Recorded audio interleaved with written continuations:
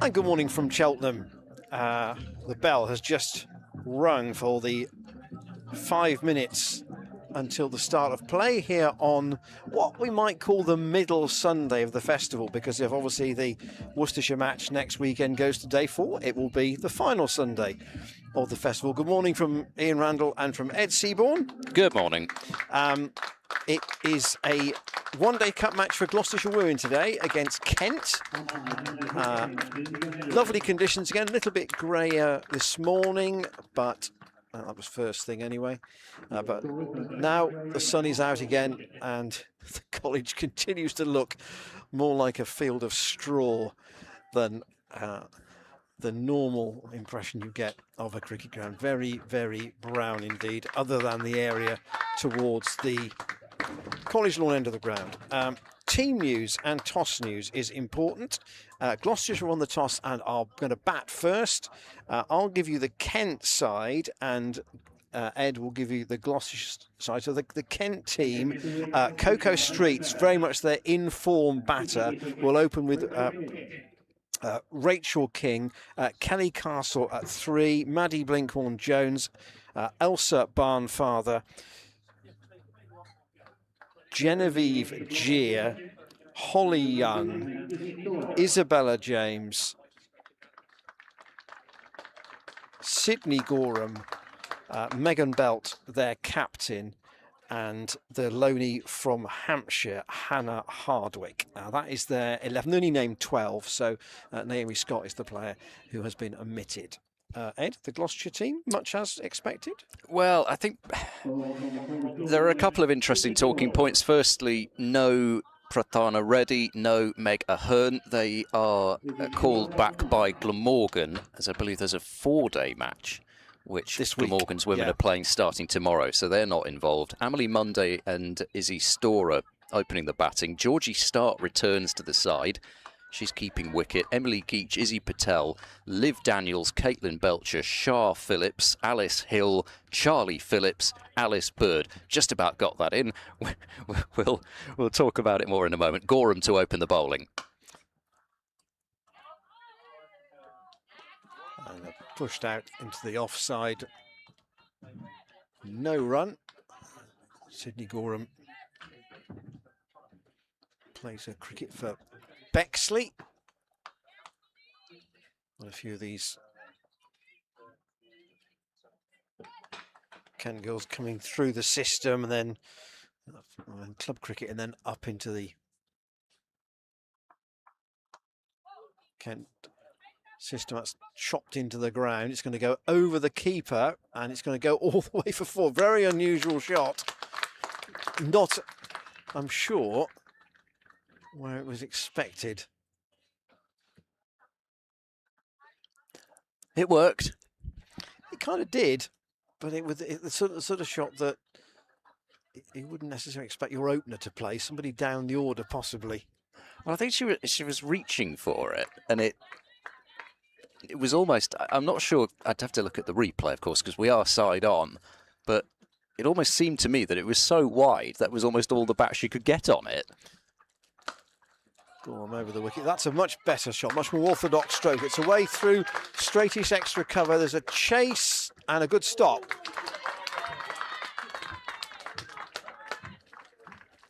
And they'll come back 4-3. Yeah, good running. It's probably one of the only 2 places on the ground you can probably run 3. And they are both up towards the pavilion side. If you're watching for the first time, we're side on here at Cheltenham, so we are just about at point to the right-hander batting at the chapel end, which is where Amelie Munday now is. She would figure, I think if you ask Kent which wicket they would like to take the most, probably in the whole Gloucestershire side, given what Munday has done against them this year, it would be her. Here she is facing Gorham and playing the miss outside the off stump. Going to already dispense with the idea of a slip.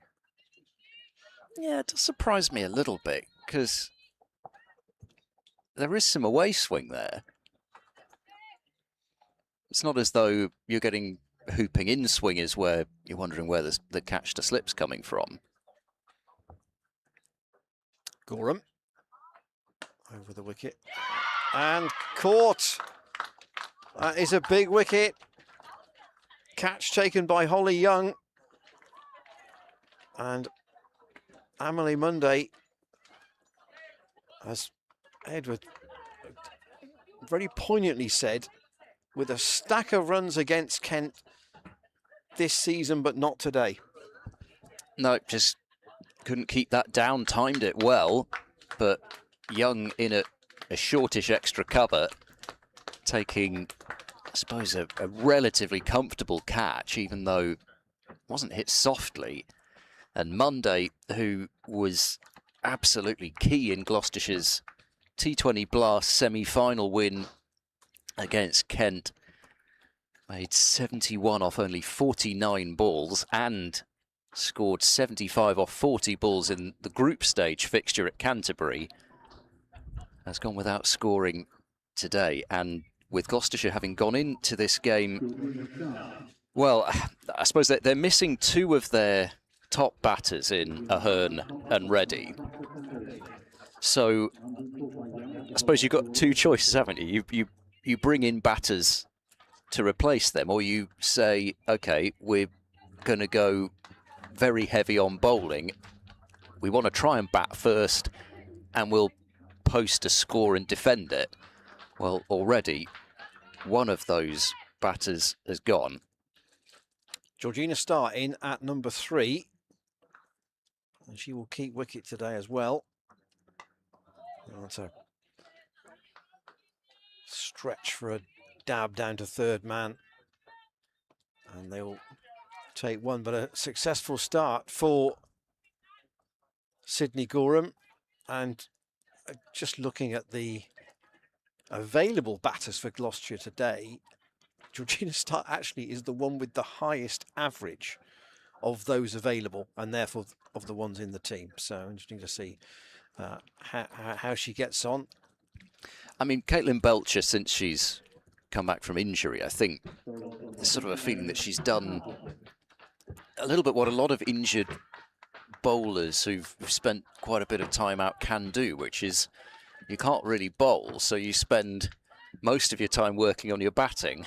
And she has come back and scored some important runs. And Liv Daniels, we had her on commentary when she was recovering from that injured finger, and she was saying, you know, I want to get more of an opportunity with the bat. I want to contribute in that way as well. Oh, appeal for LBW, out. 8 for 2. And Gloucestershire in all sorts of bother now as Hannah Hardwick strikes with her first delivery. And Georgie Starr trapped on the crease. And there wasn't much hesitation from the umpire. No. Start, you noticed about the fact she slapped her glove against her bat, maybe just more in frustration than anything else.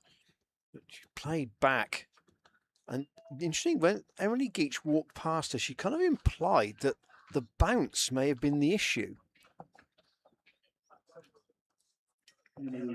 Well, it's certainly stone dead, I think, in terms of the decision, because she was caught on the crease. She wasn't coming forward, so there wasn't very far for the ball to go. And what started off for Gloucestershire with such positivity with a 4 and a 3, and already you've got Emily Geach coming out, who possibly wouldn't have been out in the second over of a T20 game this season, coming off a fantastic game where she bowled Gloucestershire to victory against the Sussex Sharks last time out and had a bit of a cameo with the bat as well.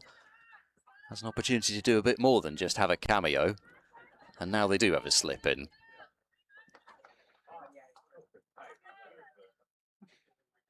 Look at her batting numbers for this season. She's got a top score of a 30 in the one-day cup. And in the T20, she's got a top score of a 45. So particularly of late in the one-day cup, she's been coming in pretty late on in the innings.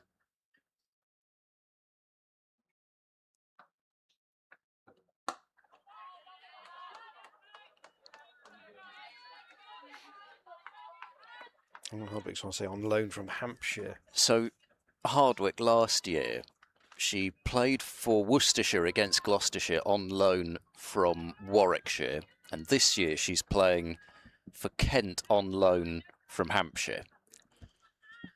There's nothing complicated about this system at all. No, but tell you what that actually shows.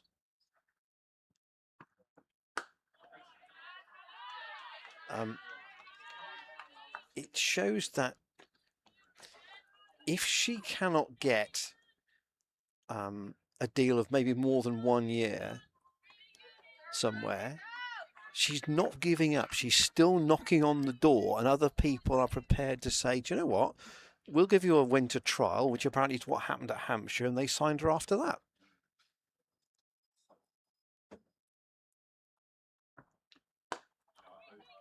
And then this is the first evidence I've seen Kent live. She looks quicker than Sydney Gorham. She is quick. I think whenever I've seen her in the past, I'm pretty sure I saw her play a little bit for Central Sparks against Western Storm, which has got to be at least 2 years ago. But I think it might even have been further back than that. And the reputation was of a young, quick bowler.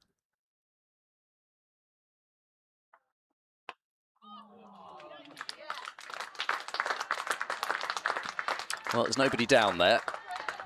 And that'll be 4 runs. Geach with a cut shot that flies off down to deep third. And Kent with 2 fielders back deep on the leg side with fine leg and deep backward square.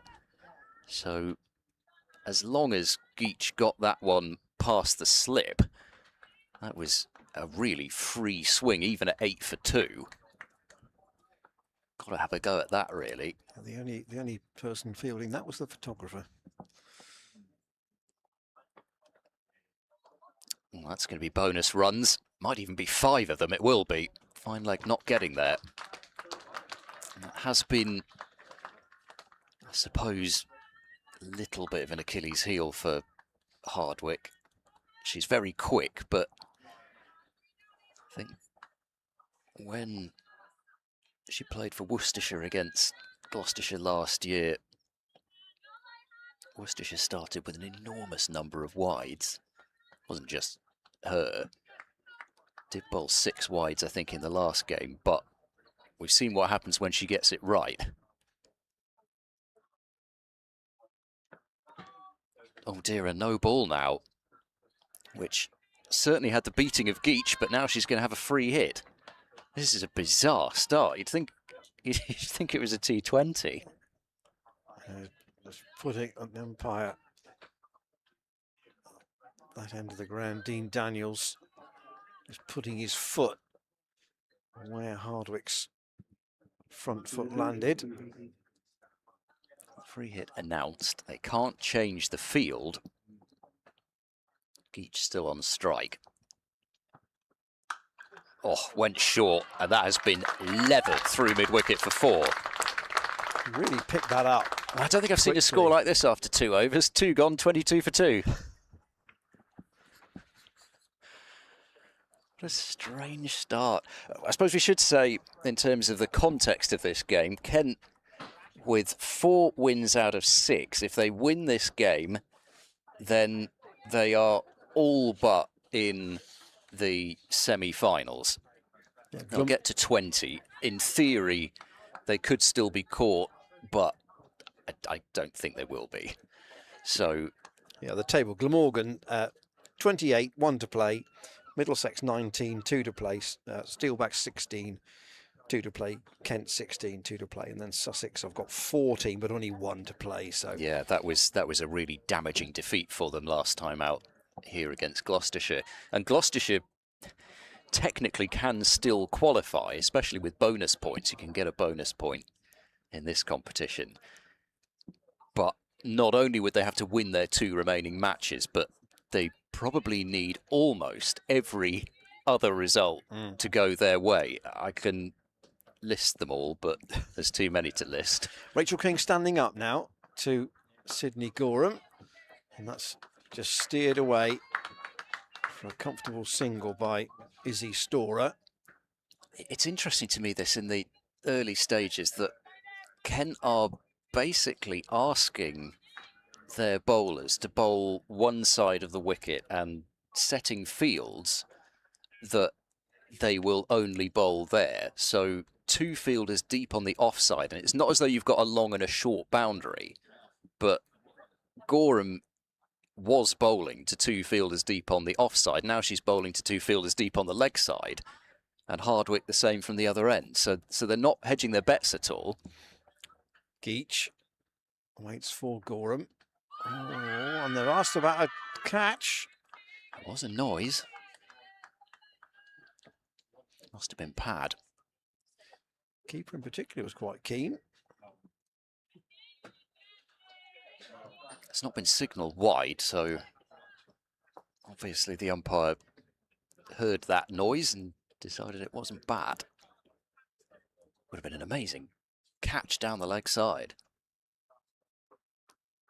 Gorham, there's 2 sounds there too, so the appeal was for an LBW. That was not going to be given out. And a lot of pressure on these 2, plus Izzy Patel with Gloucestershire going in bowling heavy. I mean, they've got 4 off-spin options with both Phillips's, Hill and Daniels. Gorham to Geach, played that little bit into the ground, but it's only gone as far as Maddie Blinkhorn-Jones, whose return keeps them down to 1. She could have kept wicket today, but with Rachel King in the team, that's not really going to happen. It's not a bad option to have, really. No, no.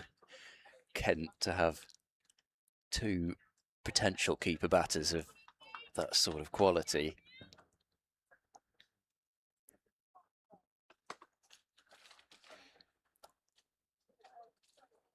Gorham staying over the wicket to both right and left-handed batters, and Blinkhorn-Jones has a chase on, which she gets to. In the dust, it might almost be a match in the subcontinent with the conditions as they are here at the moment, and that's perhaps why Gloucestershire have picked 4 off-spinners. But they got back for a couple. Yes, it's almost like a game on the Maidan. I think it's pronounced something like that in Mumbai. You know, the massive, I don't know if you've ever seen it, the massive open park area there. Gorham to Storer, who defends out on the offside. You can have about 20 games of cricket, maybe more than that even, going on at the same time on these. I think there's one particularly famous one in Mumbai, but I think they're all over India. But you just see, you know, games of cricket spilling over into each other, and the field looks like this. Well, it's a bit like, I hesitate to say this, but it's a bit like the Downs Football League in Bristol, where you can have literally multiple matches going on at the same point. Yes. I try to think many a time when I've walked over Durdham Down and tried to avoid football matches that are happening when I was a student. I'm trying to think of, obviously we're in Cheltenham, not in Bristol at the moment. The biggest playing area in Cheltenham for cricket is probably the ground at Swindon Village, where you could certainly have 3 games. I'm trying to think of anywhere bigger than that. You will know this. I'm struggling. Victoria Park. Where's that? What, in Cheltenham? Well, no, so I'll come back to that in a minute. It's Short. Sorry. And pulled away, that'll be 4. So again, Hardwick testing out the middle of the pitch, and we've been seeing all festival that there's not much mileage in bowling short. We've barely seen any across both men's and women's matches, and Geach with another boundary. So the Victoria ground is the town club's ground, Right, and it's yeah. only one. It is only Yes. one playing area. Obviously, Gloucestershire have played there in the past. They have. Well, there's a particular reason for mentioning that. Oh, goodness me, she's hit the cover off it. Through extra cover for 4 runs. Smacks into one of those speakers for the PA system, which they might need to have tested after the force that hit it with. And that really was motoring, that shot. Well, she's not come out lacking in confidence, Emily Geach. So she's just days removed from a 5-wicket haul with ball in hand, and she's come out seemingly with the attitude of, I'm going to make the absolute most of the fact I've got all these overs to bat. Oh, she goes again. And there's a slight, I don't know even whether to say fumble, because it's very difficult on that College square. It's difficult on any part of the outfield for Gier, but And if she that- fielded that yeah. cleanly, then would have been a shot at the stumps. And that College square that is used by the college but not by the county is now less green than it was a week ago. Yeah, but there's a small island of green which Hardwick's running in from. Going short again, Storer able to lay bat on this one. I could just say, by the way, about Emily Geach, obviously she is sponsored by the Gloucestershire Exiles, and it is Exiles Day on Saturday against Worcestershire. They have 130 for lunch. They were hoping for 100, but 130 for lunch. And they'll raise very important money for the club as a whole by having the day here. That might have been a no ball too, you know. Not called, but it was very close. Oh, so I wasn't watching that, but you'll have me distracted now looking at the front foot line rather than what's going on in the middle. But no, they do a lot of important work as far as the women's side of things. There's, I think, for the presumably might it be presented at the festival for the first time, their Women's Player of the Year for the previous year. I think that trophy's often been presented here. Cut away, and a fumble. Oh, there's a mix-up here. Oh, it's agonising as that ball was trickling towards the stumps. I thought Geach might be in trouble, but actually I think she was okay. It was difficult to tell from this angle exactly how quickly that was coming, but real mix-up, and the last thing Gloucestershire can afford, needless to say, a run out at this stage. They're going at 9s through 4 overs, but they've lost 2 crucial wickets in Monday and Start. Georgie Start, somebody who scored 91 last year at Hove. Somebody who's got the capability to go big. We know Monday can.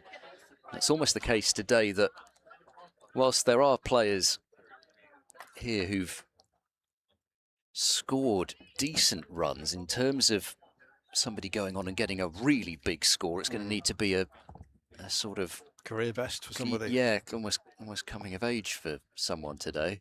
Gorham has bowled Storer. Whether that came back, hard to tell from our angle because we are side on.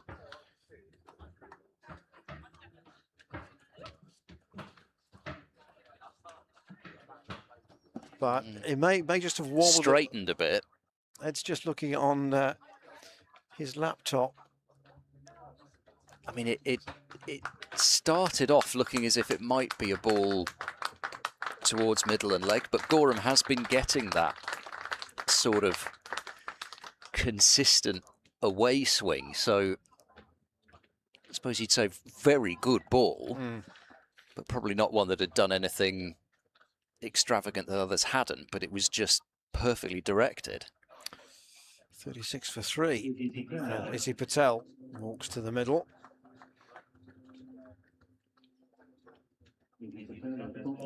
And it's just to emphasise Ed's point about the batting today. Liv Daniels would be coming in at number 6, and that's probably 2 spots higher than she'd normally bat.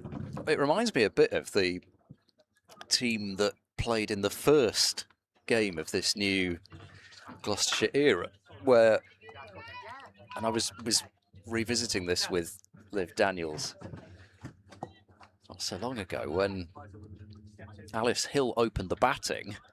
Liv Daniels, I think, came in at 5, and it was an order such as we've not really seen since. So Patel then, let's that go outside the off stump as Gorham with 2 wickets now to her name.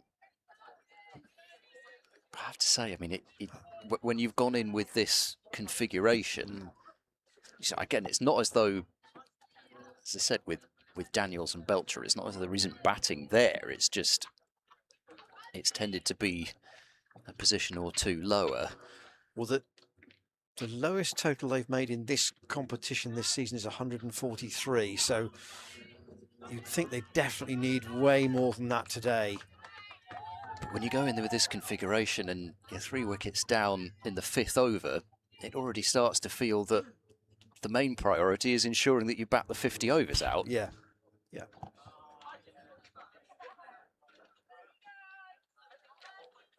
And Kent, the other thing with Kent is that their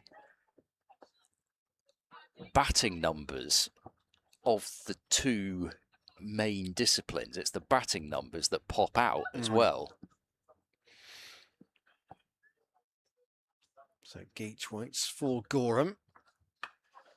She's going to continue to attack here. I suppose the thing is, when you get a full toss like that, you've sort of got to go after it still. But whether, having seen a 3rd wicket go down, sort of in your mind in terms of really going, she did try and play an attacking shot at it, but it wasn't as though she threw the kitchen sink. Gorham, oh, that's just a drive that almost stopped partway through, and it could, on another day, have floated to Genevieve Gier at mid-on. In the end, it dropped quite a way short, but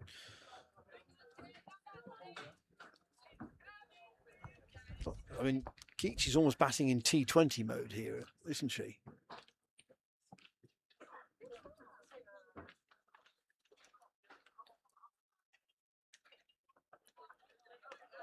Kent look, as you might expect, buoyant in the field at the moment. I can see still a few people just making their way in. It's that, what have we missed? First look at the scoreboard, isn't it? You're thinking, oh, well, I missed the first couple of overs. Probably not too much will happen. You walk in, see 38 for 3 inside 5 overs. Not taken cleanly by Rachel King, but not given as a wide. So normally in these, little secret here, you tend to write down the score at the end of every 5 overs. We seem to be a bit remiss. We should have gone at each one of the first 5 probably on a day like today. 38 for 3 after 5. Bizarre, isn't it? We've had, halfway absolutely everything already. Halfway through the first power play, and it feels as if the game has moved a long way. We've had a set of 5 wides. We've had a no ball and a free hit. We've had some balls absolutely blistered to the boundary. And we've also had 3 wickets. Patel take guard against Hardwick for the first time. Fran Russell's just come up to have a look at things from the balcony. Oh, fumble at backward point, and I think that's goodbye cricket ball. 4 runs out to backward point.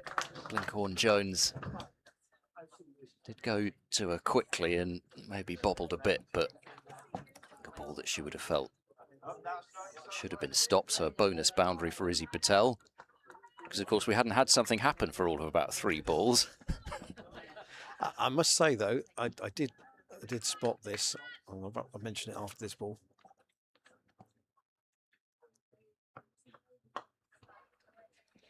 Just using the pace of that Patel to play square of the wicket. It shows the appetite for the women's game. There's a sprinkling in today, but I think somebody quoted there were about 80 people at Beckenham for that Pakistan warm-up game ahead of the Test match this week. Right. Seemingly no appetite to watch that particular England group. So, yeah. No ball again. So despite Patel swinging and missing, she'll get an opportunity to have a real old go at this next one. I do find those games... you can see why people don't see them as attractive. No, because I don't know. It's a bit, to me, it's a bit like watching a practice run of anything. Yeah. You know, what you might be seeing the players, but you have no idea how much they're putting in. At any point, a player that you're quite enjoying watching might just get tugged off, and that's it. That's your innings. Well, bowled, but it doesn't matter. She certainly didn't sell herself short there. That's, to me, what you should do for a free hit. And of course, if that had gone down to the boundary, that would have been 4 byes. Ball in the end trickled about 30 yards and was retrieved by Kelly Castle. She had a long stint at Essex, I think. Was that right? Kelly Castle? Yes. Oh, yes. Very much so. Yeah, she was captain of Essex, and then a lot of cricket played with Sunrisers. Oh, good delivery. That definitely wasn't a no ball. No. And also, I suppose, therefore, she would have been a teammate of Fran Wilson. That's Sunrisers as in the former team based in the east of England. In yeah, how to describe it? It sort of represented what? Middlesex, Essex, Hertfordshire, Cambridgeshire, Northamptonshire. Cracked away, gets underneath cover, and it will be 4 more. Down the hill it goes. So 9 runs off the over. But yes, rather than, of course, the Sunrisers team, which is going to play in the 100 final. Well, you'd seen a bit of them this year. Indeed, yes. Well, it did not surprise me that they made it. That's behind point this time, and I don't think that's going to be caught up with either. It's a lovely shot from Izzy Patel. It was wide again. A lot of width given in that over, and the 50 comes up after 6 overs. The only problem is they've lost 3 wickets as well. This is an absolutely mad start. But yes, I was gonna. I'm not going to talk too much about the 100, but it's incredible how every team A.D. Birrell coaches does this. Start slowly and then just peaks at exactly the right time. It's not a coincidence. Did it? No. And I asked, because I was on with David Milan, who played with him, or under him, I should say, at Sunrisers Eastern Cape. And to be honest, nobody can really quite put their finger on exactly. Everybody says he's just incredibly calm and just a really excellent person to work with. But you know, every team he works with, it was his first foray, actually, I think, into the women's game. And, well, I don't think anybody would be surprised that he's clearly doing the job he is up there. Gorham, so her 4th over, and Emily gets a lot of bottom hand in that. Powers it up to mid-off, but there's no run.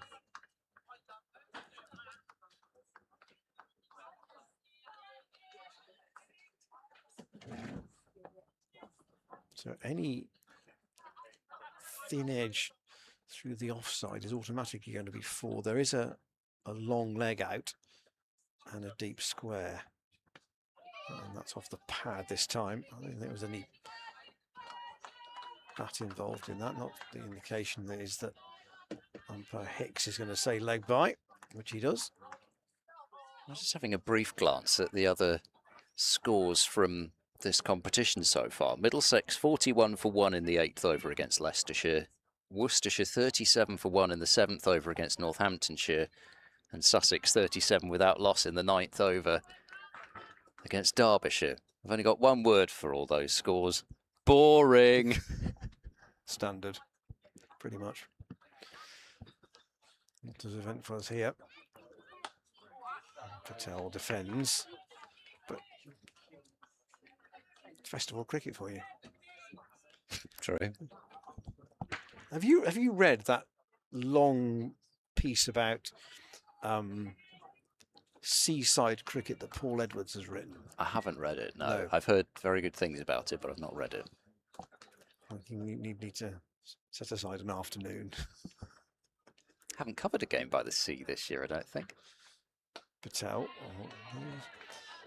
has got plenty of time to play that sort of stroke. Canterbury might be about the closest I come end of the season.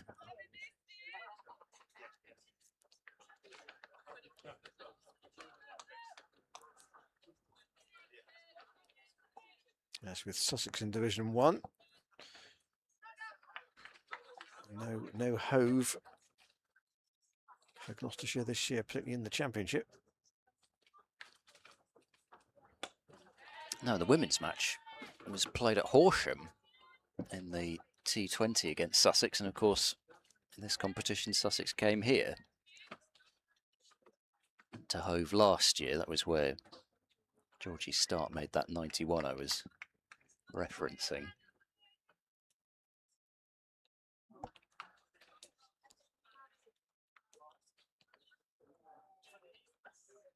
So Sussex,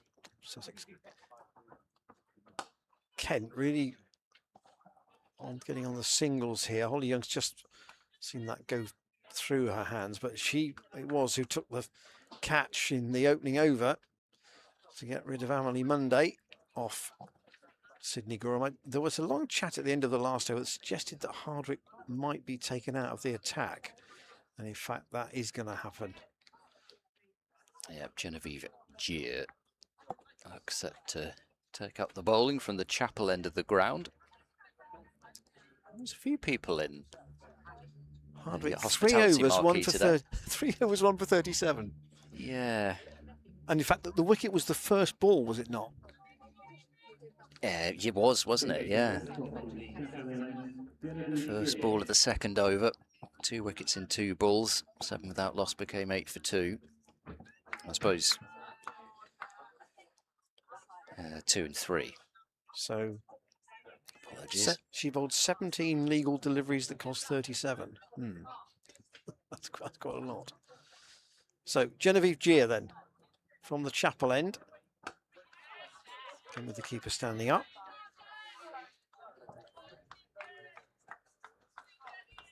Again, somebody else who's at a third different county.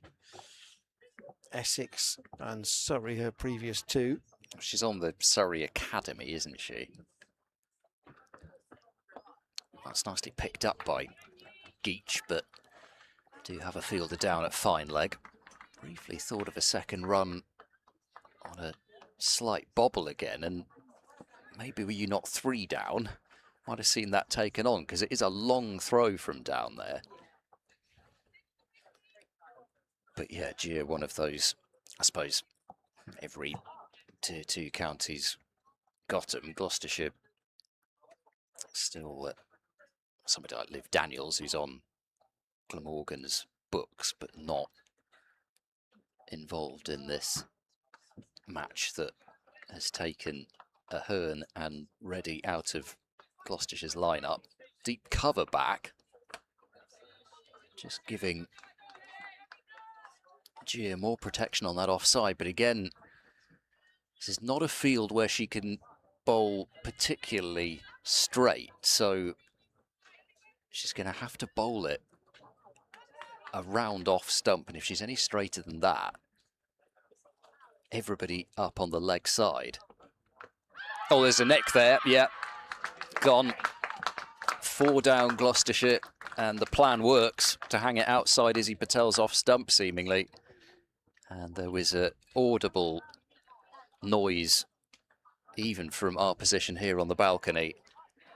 And a good take from Rachel King behind the stumps, and the bowling change works. And now Gloucestershire 53 for 4, with Liv Daniels, the captain, coming to the middle. If I didn't know, I'd say Izzy Patel stormed off the field there. She doesn't tend to hang around at the best of times. But that was that was a storm off of somebody who was pretty angry with the way she got out. Yeah, again, it's that sort of. I mean, you would say Gloucestershire light on batting today, which you would also say, on the other hand, it gives people a real opportunity to bat a good number of overs. But so far, 4 wickets down inside the 8th over.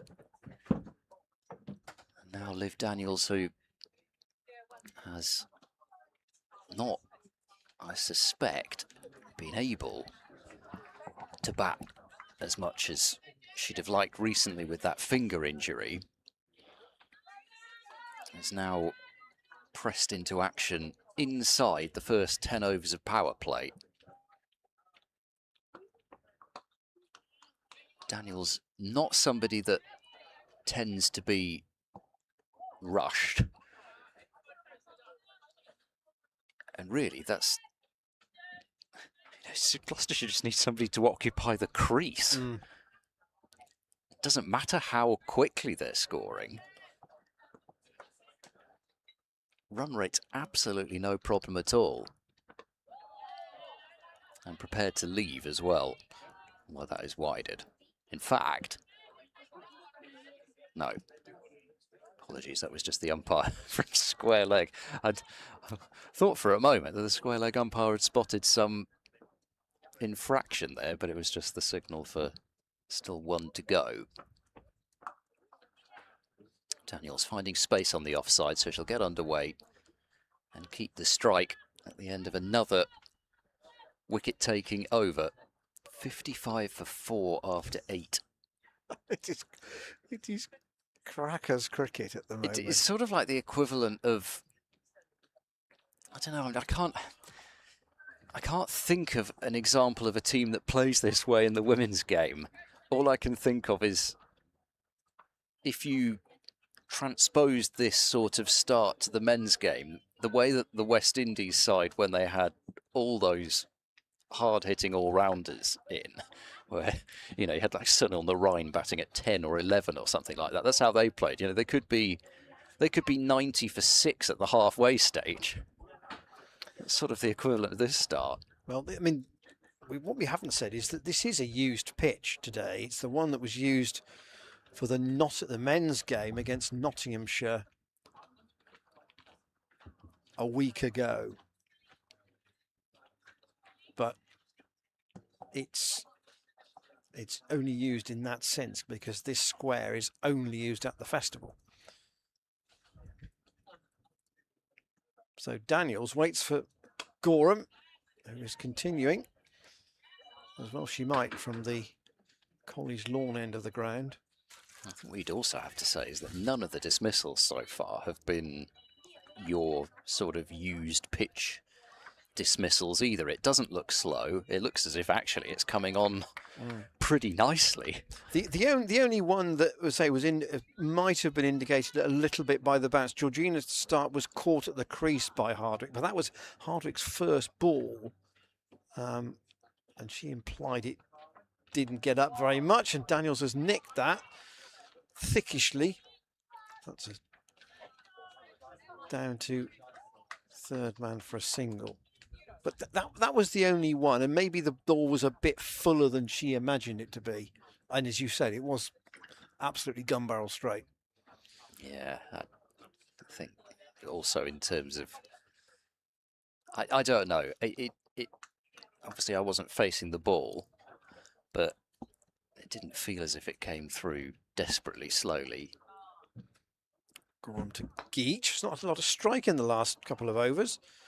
Get a single out to Blencorn Jones on the deep square boundary.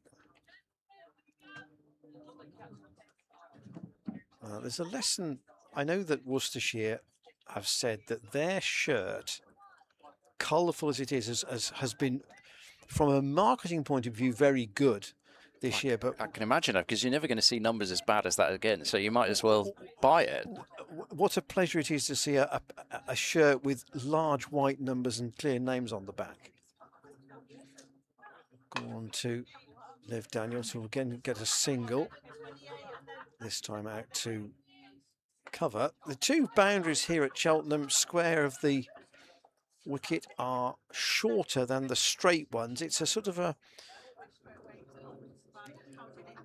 oblong. It's a bit squashed in terms of the shape of the ground here, unlike Bristol, where the square boundaries are much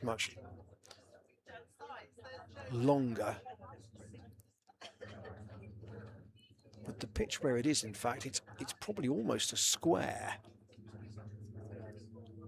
here at Cheltenham. But the straight boundaries are slightly longer. It's an oblate one, I think. Oh, down the leg side. Rachel King can't take that. There's a long chase for Genevieve Gill. She get there? She won't quite. She gets a partial stop on, but the ball is ricocheted over the rope. And it's gone for 4 wides. I think that's the term for the mathematical term for squashed. Is it? The Earth is an oblate sphere. Yes. Okay. That's probably gone over my head, Edward. Well, that's just the name for it. It's the I name know. for the shape of the Earth. Yeah. We're not a perfect sphere. We're slightly squashed at the top. Gorman around the wicket. He tries to play that probably over the infield on the leg side. Doesn't get anything on it. Oblate and prolate is the opposite. Did you get English A level? No. Did you not? No, I gave it up at GCSE.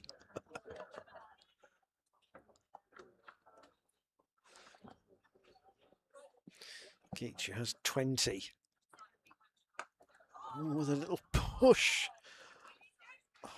Perhaps a firm push, but not firm enough from a Kent point of view, because that would have provided another catch to Holly Young, but it dropped short of a couple of those today. But it's been an eventful first 9 overs. We've got 1 left of the power play. 63 for 4. Extras his second top score, which is generally a worry.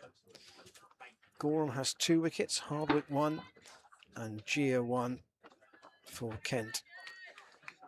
Gorham 5 overs, 2 for 22. She's bowled steadily from that end. It's been the sort of start where when Kent have bowled a good ball, they've tended to get a wicket with it. And actually, because they've taken 4 wickets, it's masked some of the indiscipline around it. But they won't care too much as long as they keep Gloucestershire down to a chaseable score, which they certainly would feel they ought to do from here. And that will be, I think, a bye, which will complete the set of... No, it's a wide. There we go. I thought we were about to have the...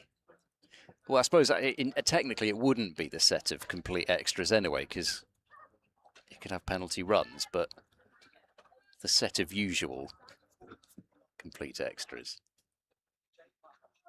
But as it is, it'll be 2 onto the board.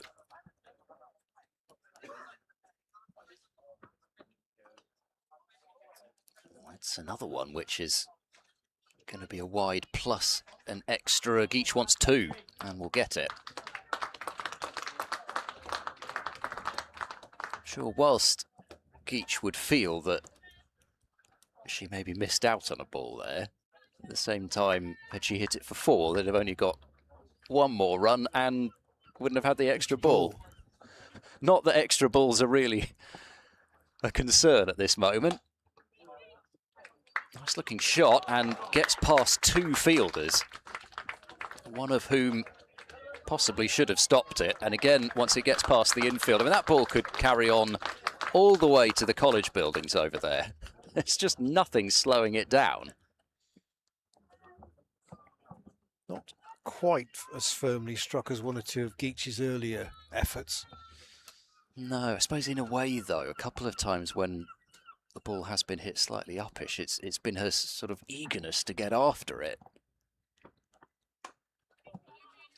And that was something that we saw really from the first game here, and it has been a consistent theme of it, that timing has been quite easy when you just let the ball come. But as soon as you start going hard at it and chasing after it, we've seen a lot of wickets fall late on in innings when teams have been trying to clear the boundaries.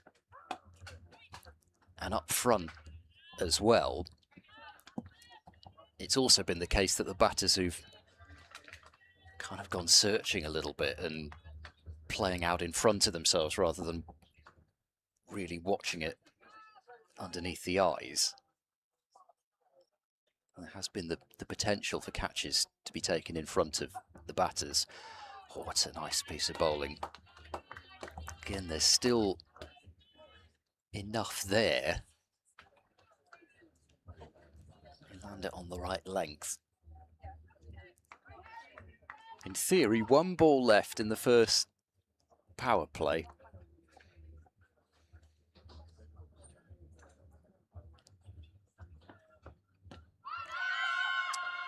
Sounded like there might have been 2 noises, although whether it was 2 pads, I wondered. But not out the decision, and that ends a 10-over power play such that I don't think I can remember seeing in a 50-over game before, where the batting side's got over 70 but lost 4 wickets. Yeah, pitching well outside leg, and questionable as to whether it would actually even have hit leg stump. It was that far down. An optimistic appeal to end the first 10. Gentleman in a Kent top has just come and sat in the members' stand down in front of us, shaking hands with a couple of supporters who presumably are those who've travelled up. Gorham's going to continue. I mean, Kent probably conscious that if they get 1 more wicket here from one of their main bowlers, they would hope to restrict Gloucestershire well within their compass, I think. You're just thinking in terms of taking wickets now, aren't you? Just thinking in terms of which bowlers am I going to bowl that are going to take the 10 wickets quickest.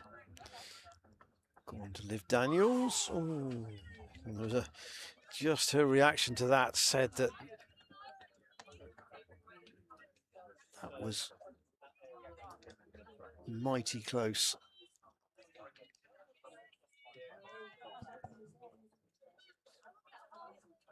Yeah, I think because she's getting that away swing, she actually got movement that took it away from the stumps, particularly to the keeper. That would have looked as if it was about to bowl her. And again,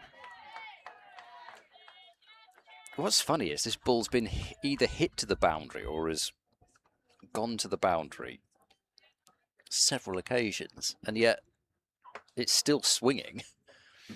This outfield's so abrasive for the ball, and these white balls, I know, probably swing a bit more than they once did, but it's not the case that it's always swinging in the 11th over. That was off a thickish edge too. Not well, so outside half of the bat would be more accurate.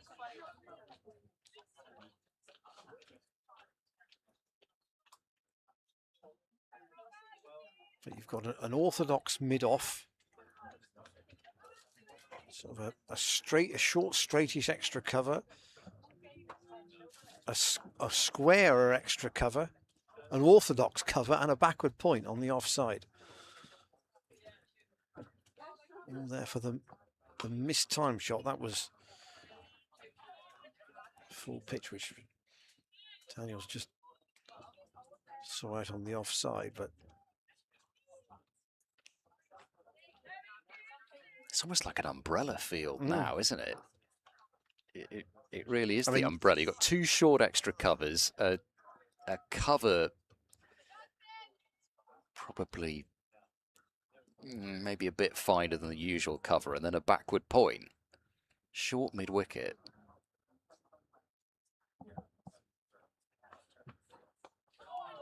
Played with soft hands by Daniels. Down to third man, Genevieve Jeers down there. Yeah, and Young is in the position where she took the catch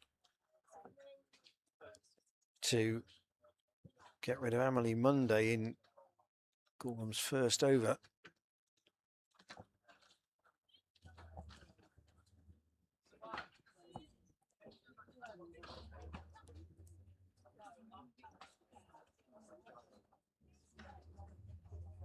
And Castle's going to be moved, I think, onto the offside for Geach as a field change.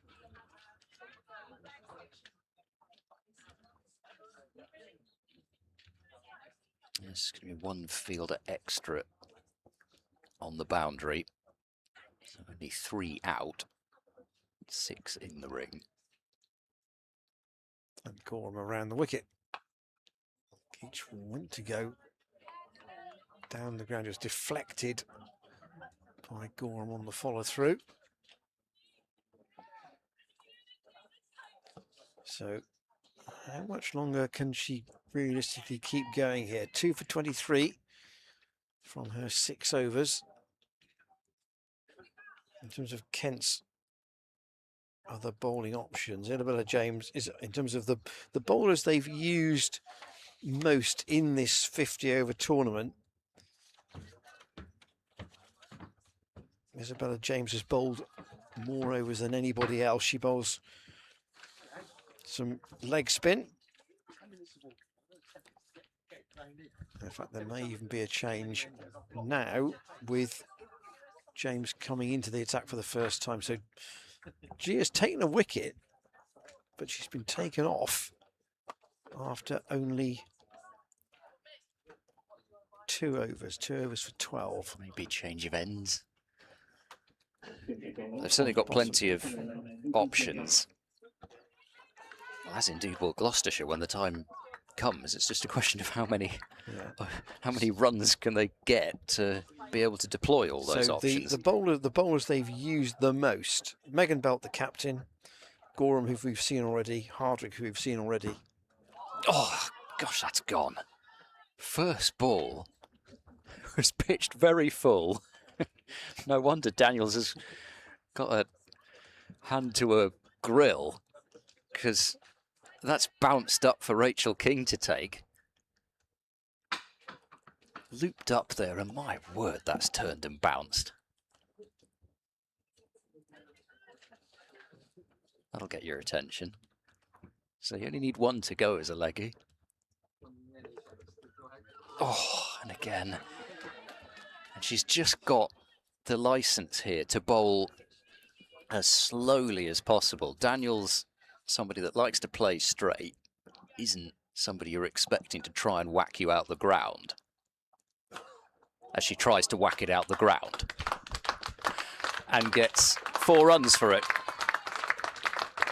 Well, I say she tries to whack it out the ground. It was still a controlled shot, but Daniels clearly wanting to just send at least a little bit of a message that you can't loop it up there quite that much to me, which I think isn't a bad message to send, and did so with a very straight bat, high elbow, lifting it over the infield, and yeah, no, she didn't try to whack it out the ground. She just tried to hit it for 4, which is exactly what she did. A mid on and mid off, both up. Oh, out in front of that sweep shot. He's a tempting option with nobody behind square on the onside, but it's also a very tricky shot to execute when there's turn and bounce, especially when the ball's turning away from you. And the flight is generous, isn't it? It is above the eye line. That's a little bit flatter. Daniel's wanting a wide, clearly. I mean, really, they've already got 4 runs from this over. That's absolutely fine. And they're seemingly trying to starve Geach of the strike by dropping 2 fielders back. Daniels just treats the ball on its merit, not put off by the long on and deep backward square going back. So an exciting start again, with James showing that there is appreciable turnout there and off the straight as well, but Daniels not just happy to let her bowl wherever she wants. I mean, the economy rate for the bowlers in both teams, based on what we've seen so far today, actually doesn't really stack up, because a lot of them are in the 5s. They've tended to play really quite high scoring games at Canterbury this year, Kent, across both the T20 and 50 over competitions. And Gloucestershire's not dissimilar, to be fair. But we're going to see the Kent captain, Megan Belt. Hugely experienced bowler, somebody who I saw playing in the very early days of covering Western Storm. She was playing for the South East Stars, as was. Bowls off spin.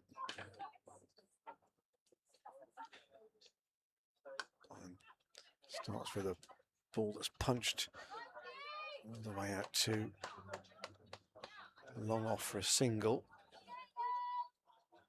Obviously played for the Oval, knows the Oval Invincibles. My London.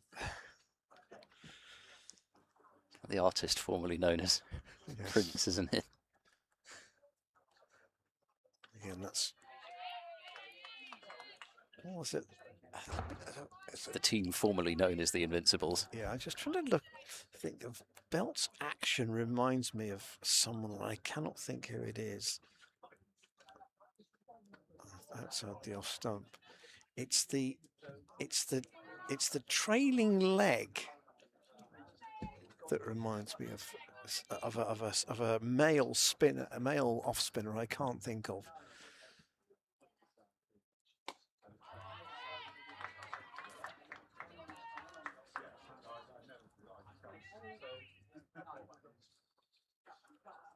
It's probably some obscure player from the 1970s who played county cricket and had half a season somewhere. Well bowled. Daniel's dug that out.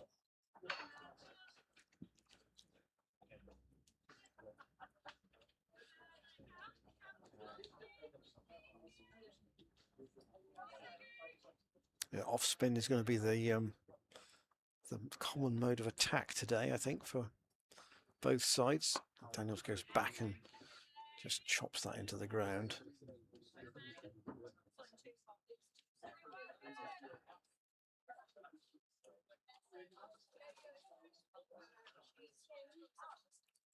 There need to be a lot of patience from these two batters for Gloucestershire, as I say, because they've started so quickly in terms of the run rate. I mean, they could have been 79 for 4 at 20 overs and nobody would have quibbled.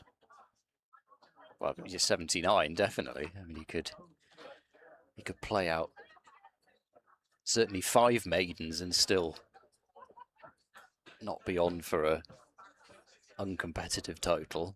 79 at that. But the stage. The challenge is, and we've seen it in other white ball games this season, where a side has taken 3 wickets, and then the fielding side taking 3 wickets, and then the wickets have just dried up. Yeah, sometimes you just maybe a little bit start just almost expecting it to happen, but James, from her first over, didn't get that impression. Facing the left-hander for the first time. Geach may be a little happier. It was quite a mighty swing first ball. I don't think, I mean, it's often said, oh, they won't mind that. I think in this instance, you probably don't mind it, but if you get hit for a couple of boundaries, you might start to mind it. Oh, it's been clubbed on the sweep and well stopped at backward square by Gorham. It's a really tricky one to read because it could have just almost gone sideways on her with the sweep shot having been hit. Got the slip back in. Oh, going again.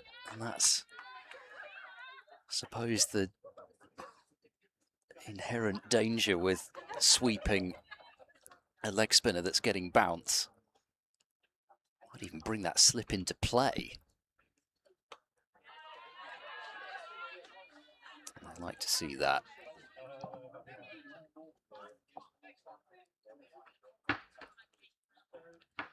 Batter defending straight.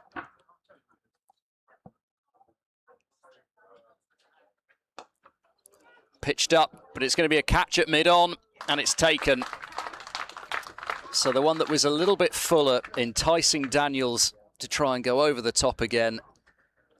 And she's planted it into the hands of Kent captain Megan Belt. They were clearly going to take on Izzy James. And the wicket has gone down. So 5 down, Gloucestershire for 80. And Caitlin Belcher coming out, somebody who certainly her main instinct would be to be positive. I almost wondered whether they might consider changing the batting order and sending somebody like a Hill or a Shah Phillips out to try and soak up some deliveries, but going with Belcher. She needs a sizable contribution. She did make 30 not out from 19 deliveries in a comeback as a concussion replacement against Tier 1 Essex. Need at least 30 here. I mean, if you're playing a white ball team, the batters from here down either don't bat very much, often don't bat very much, or if they do, they're used to batting in an aggressive situation. Very, very rare is that you'd be in this early in such a long game.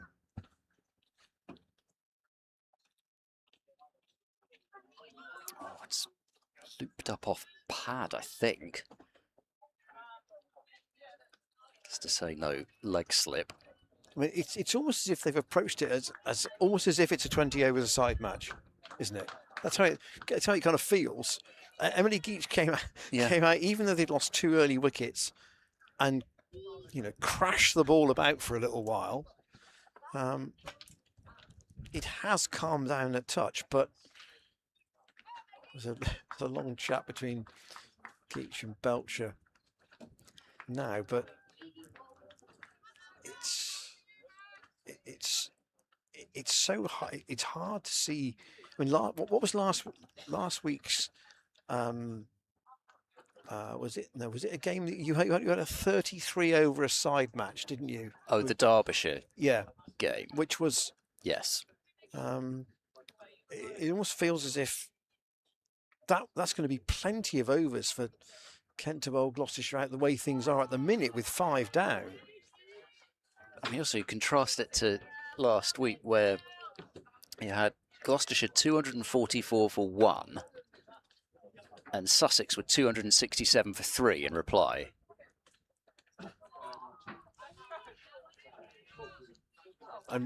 We had a conversation last night and you said, I didn't disagree with you, Kent's batting is their stronger suit and Gloucestershire's bowling is their stronger suit.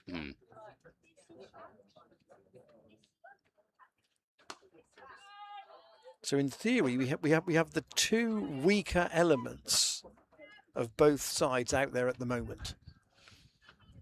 Yeah, certainly with Gloucestershire missing a couple of big names, but in terms of looking at the stats, that's what it would have told you anyway. Without Brewer as the tier 1 loanee, especially, who scored, I suppose, the bulk of Gloucestershire's runs this competition. So what does Emily Geach do here? I mean, I don't want to be unkind. Is she batting with the tail now, effectively? Well, she's seeing it approaching for definite. But I don't think you can almost take the attitude of, well, I'm running out of partners, so I might as well just hit out.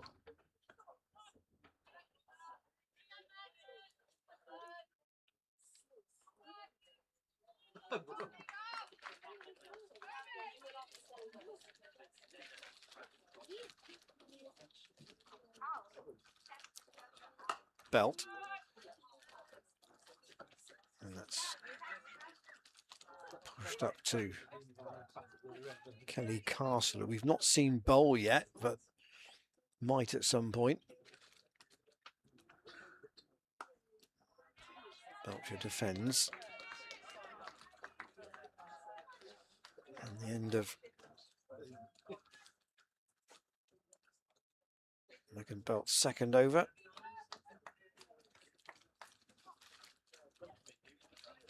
The runs have slowed a little with the spinners on, but Isabella James has got a wicket already, and it was an important one with the dismissal of the Gloucestershire captain.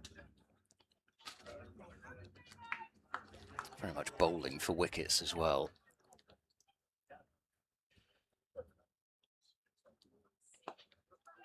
Second sweep shot from Geach. That shot, of course, much easier for her as the left-hander, sweeping with the turn. And also, top edge much less likely to end up in the hands of a slip fielder. How Belcher will take on James. Again, you'd think her natural instinct would be to attack.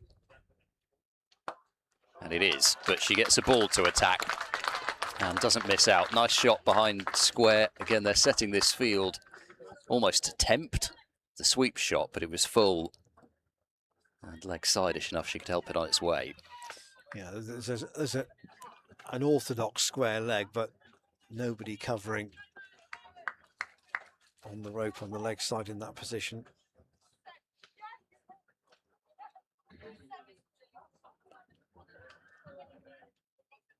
Oh, it's a beautiful comeback. Tossed up above Belcher's eye line, drawing her forward, and then she can't get to the pitch of it, and already seen that turn and bounce. And we can see it, put it this way, we can see it turning from side on, Yeah. which proves how much it's always the way with the wrist spinner. Just a little bit shorter. And slower, I thought, too. Belcher will be happy to get off strike, I think. Again, runs, no problem. 6 already off the over.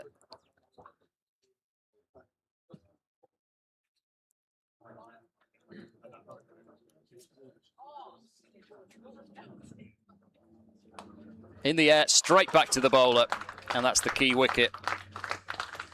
As far as Kent were concerned, Emily Geach was going to be the one that was going to have to hold this innings together as the sole survivor of Gloucestershire's top order.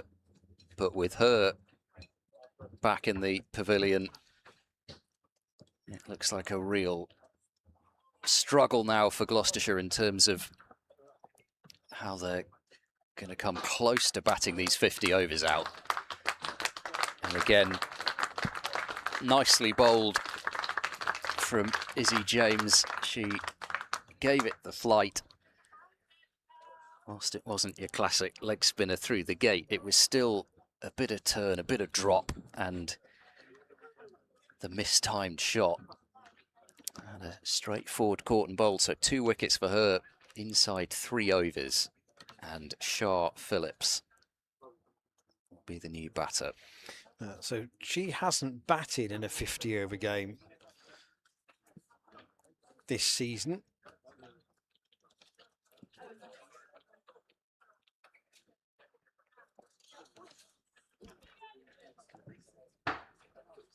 And she's only batted twice in the T20, so it's been a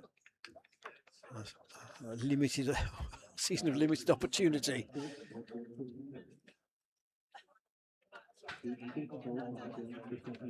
Now, I think especially if you're James, you're kind of licking your lips really, because you've got bowlers now to bowl to. Bowling slow leg spin, exactly what you want. Start off nicely enough, Will Phillips, though just having to get her skates on a little bit to the non-striker's end, but off the mark in straightforward enough fashion. So 7 runs off the over, but a wicket, which has been almost par for the course. Yeah, we've had 16 overs cricket this morning. I mean, it's almost as if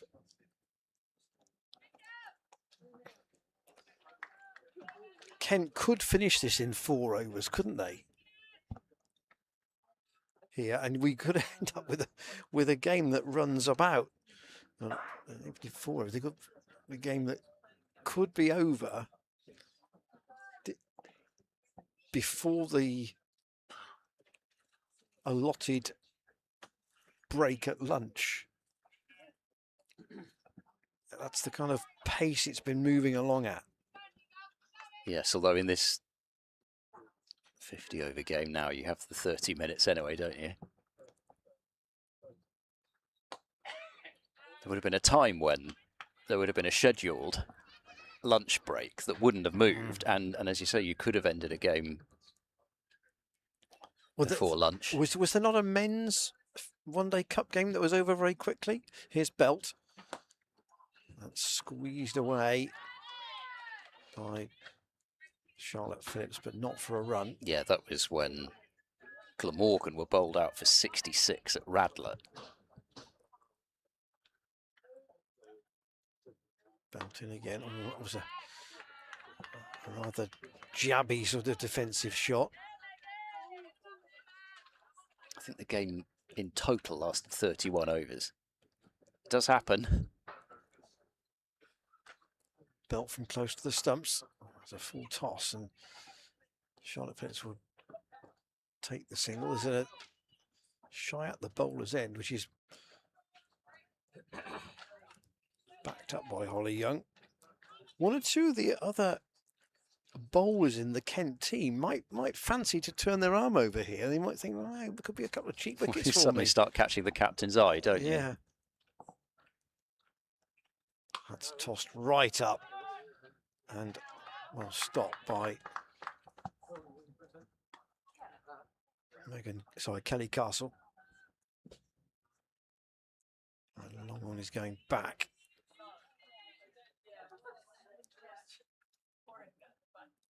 Belcher goes back and says no to the opportunity of a single. There was never one there. I suppose it's another thing that's often said more in the men's game, where you see probably more often the men playing for their clubs, because in the women's game it's often more sort of academy stuff and age group stuff. If you're not playing for your tier 1 county, maybe you'll drop down and play tier 2. You know, you probably aren't dropping down to play club cricket so much as you get a drinks break here. But for Shah Phillips, who I believe plays her club cricket in the Whipple for Bath. I reckon she'd be batting top 5.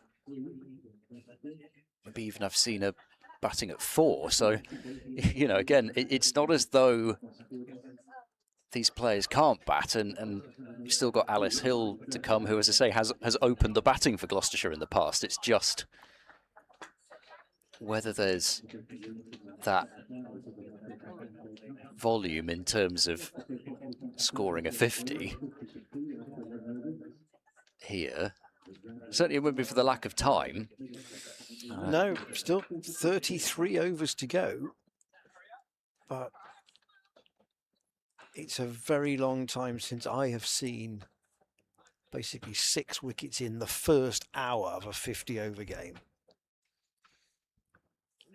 Having a look at other scores, Middlesex, I don't know what's happened there, but I don't know where did Middlesex this season suddenly go? They're 87 for 3, approaching the end of the 20th over against Leicestershire. And okay, they're still in a decent position, Middlesex, but they slipped out of qualification for the Blast, having started off like a train, and started off terrifically here. Then they lost that game against Sussex, and Leicestershire. I mean, if Leicestershire were to win that one, they would certainly stay in the mix for a top 4 place, but 87 for 3 after 20 at Kibworth, they're playing that one. Presents a very decent start. Worcestershire 94 for 3 in the 18th over against Northamptonshire. That match is at the county ground. Gilgrass still in, or? I don't think she's playing, by the looks of things, so no. But Claire Boycott out for 1. Gwen Davies playing today for Worcestershire. Hugely experienced player, she made 39. Ella Claridge playing for Worcestershire on loan, the American international, who once scored a 60-odd here against Western Storm, which I remember watching when she was playing for the Blaze, so somebody who's got a lot of experience. And Worcestershire and Northamptonshire, it's a tight battle, one that if Northamptonshire win also, you'd think they would book their spot in the top 4. Here's James. Cut in the air, should be a catch, and it's taken. Shah Phillips reaching for it and trying to cut it away, but couldn't keep it down. Caught by Barnfather. And drops safely into the hands of that fielder at cover. So straight after drinks, a 3rd wicket for Izzy James, with Gloucestershire still not to the 3-figure mark. They're going to need to have to bowl well here to give themselves anything in terms of a chance, with wickets continuing to trickle away.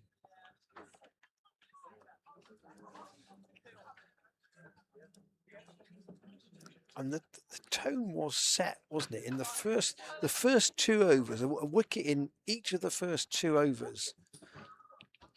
And you kind of felt when Emily Geach came out, it almost, when she was attacking, I guess it was in the power play with the field up, it was, we're going to need to get what we can quickly here. But yes, the runs have kept coming, but the wickets have kept coming as well. Here is Alice Hill at number 9. In the air, first ball, little and safe. Just short of Young.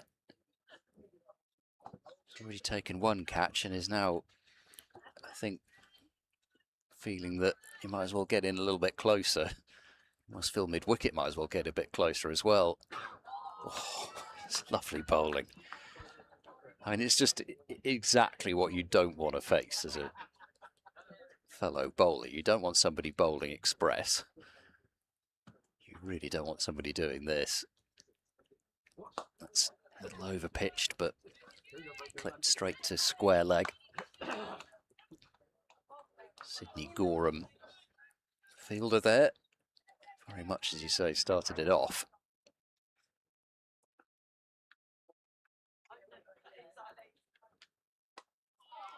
Just think it's not as though batting lineup configurations like this can't work, because sometimes it almost forces the top order to pace the innings perfectly.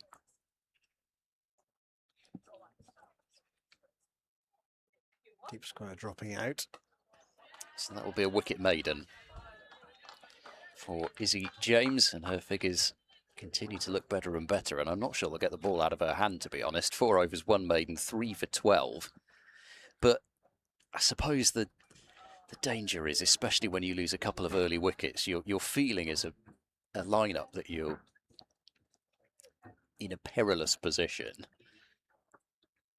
And I guess the other thing is that as bowlers, you're maybe feeling that, well, I'll struggle to get 10 overs in here as well. So you almost wonder what that does. This, of course, is Gloucestershire's last home one-day cup game. The last game was at Martley against Worcestershire. Belt. Oh, there's a bit of bounce there.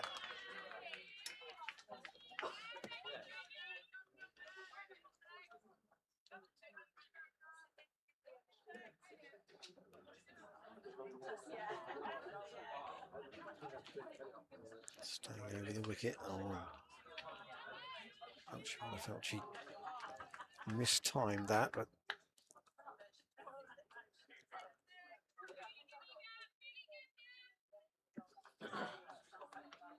obviously I'm just coming down to have a word.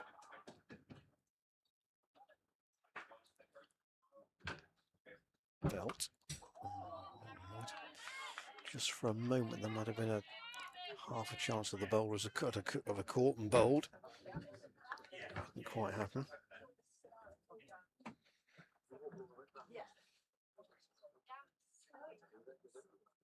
Flatter, and it's just spun short of Blinkhorn Jones at almost like she's a catching backward point, really, one inside the circle. Sydney Gorham's dropped out onto the fence now, and that's too short. That's pulled away by Belcher, and that'll be 4. She's picked the gap, and it's gone away to what the club players call cow corner in front of the old Patesians marquee, a welcome boundary. It was nicely put away. She picked the gap well.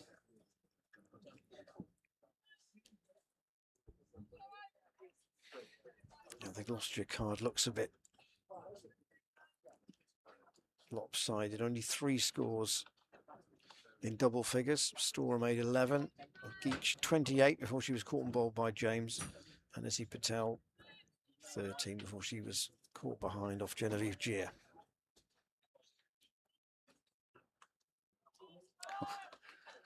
To play that off the back foot, even though it pitched within a couple of feet of her.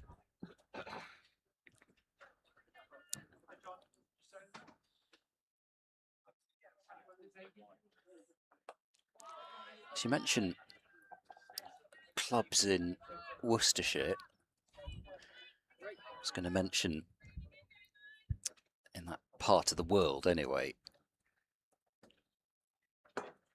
Oh, that's going to be another wicket up in the air and taken at mid-wicket, so I'll have to come back to that, with Coco Street taking the latest catch. 4 wickets for James. Hill just threw that shot, presenting the leading edge. And most of these catches, it has to be said, have not been tricky ones. That was probably the easiest of the lot. Just lobbed up to Streets at mid-wicket, so that will bring out Charlotte Phillips.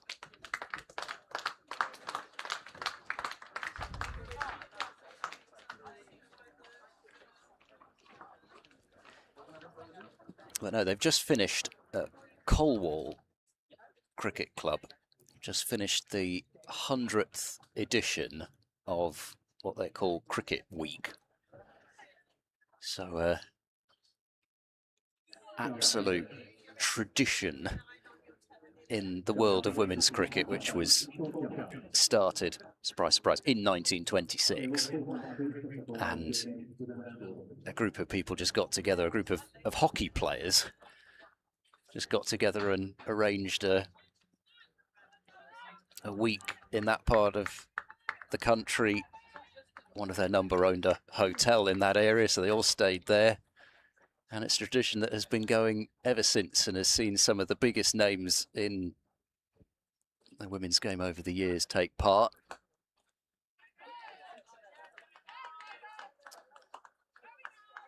And I suppose these days a sort of friendly recreational atmosphere. That's a lovely shot from Charlotte Phillips. That might be shot of the day. Nothing wrong with that shot. It's a fraction over pitched, but just let it come to her and stroked it away and brings up the 100 for Gloucestershire. We didn't see many better shots than that in the men's matches here, the one-day cup games.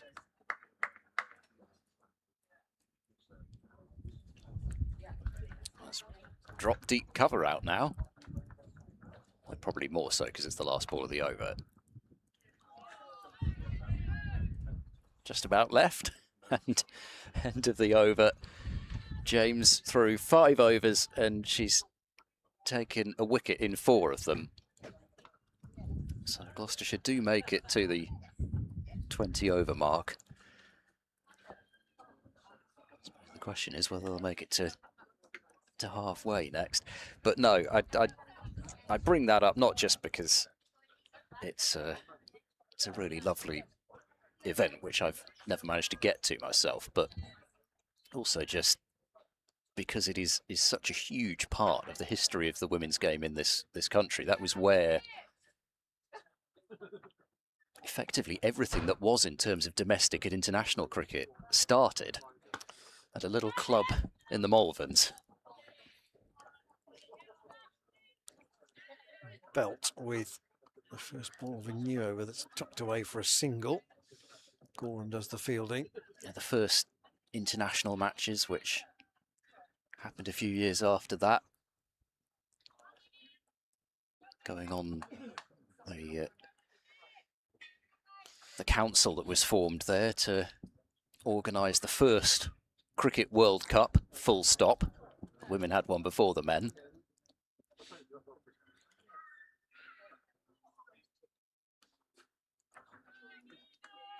(1973).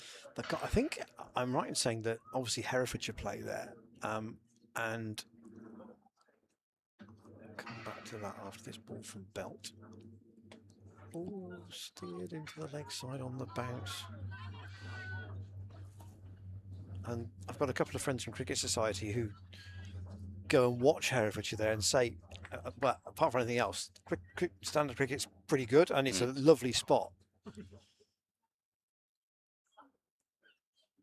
To Phillips, who is bowled.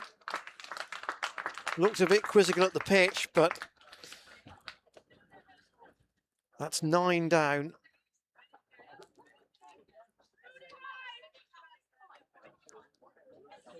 And Charlie Phillips has to depart.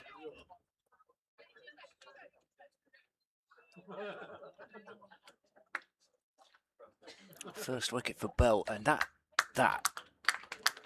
looking at it from the reverse angle as I look at my laptop on the replay, but that must have turned, because that was, I don't think that was inside edged. Didn't get that impression live anyway, and that's pitched a long way outside off stump. So I suppose she might feel, Charlie Phillips, that she could return the favour at some point, but only 101 on the board and Gloucestershire down to their last pair. And I go back to the point that I think we made it 8 for 2. Their lowest total this season in this format is 143. They did get only 89 in the T20 at Hove, but apart from that, generally scores have been much better, and the T20 season would tell you that, wouldn't it, by getting to the Tier 2 final. Won't be the lowest 50 over score in the new era, though. So Belt to Alice Bird, who back out there in the middle, having been with us on commentary a little earlier in the summer. Defends, but I don't think Kent will be needing to use any other bowlers. They wouldn't expect to at this point, but they've all got something in the wickets column, and there is a, well, put it this way, it could be a short game, it could be an explosive game. I mean, bear in mind, Gloucestershire have got 4 off spinners. They're going to need to get a lot of help from this pitch, which clearly is offering enough, more than enough from what we've seen.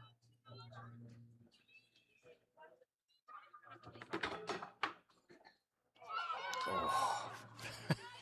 Another fine piece of bowling. That was very nearly that. Again, wonder now whether Belcher might actually just start to think about hitting out. Again, just bowled on a lovely length that Belcher can't get to the pitch of, but it's bouncing so much that you can bowl there and at that pace you know, as well. Yeah, what do you do? Do you play? Do you try and tell yourself, I've got to play that off the back foot? A little bit fuller, strong connection. Fielder down there at long on though. When I say long on, it's more deep mid on, isn't it? She's not on the boundary, but they've got Bird now on strike for 3 balls this over.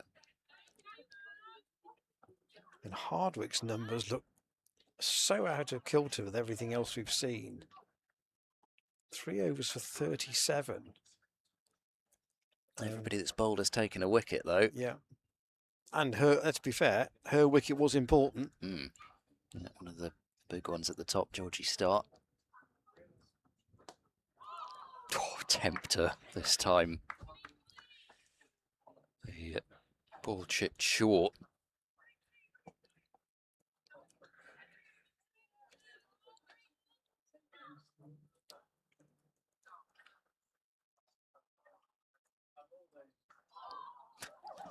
Turn away again. It's almost doing too much, isn't it? Yeah, a little bit.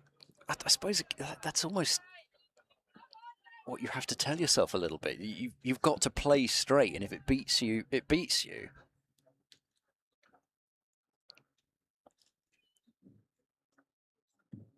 There's the edge. I'll take every run, so Kent will have Bird on strike for the next over. She does get off the mark. James through 6 overs, 4 for 18. The way Gloucestershire make a game out of this is to get Coco Streets cheaply, isn't it? And then Rachel King and Kelly Castle and Maddie Blinkhorn-Jones and Elsa Barnfather. Yeah. But Streets is the wicket that.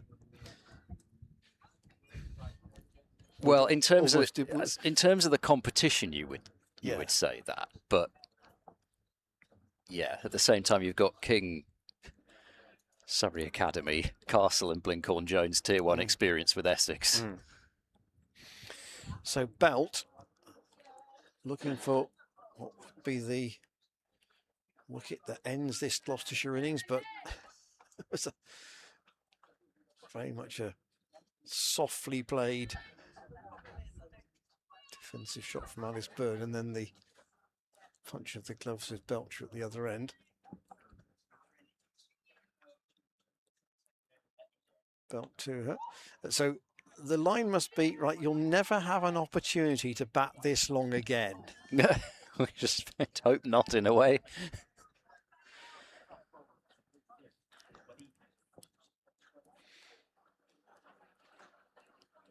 She's like most number 11s, and I count myself as one.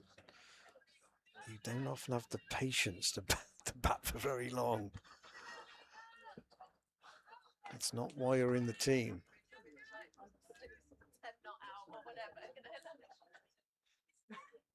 Bird just does defend.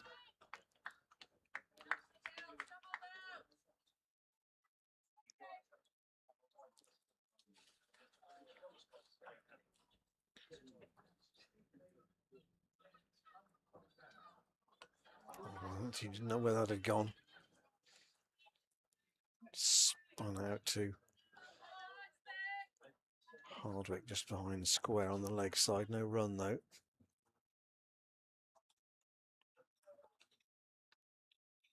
What more can Gloucestershire squeeze out of this situation?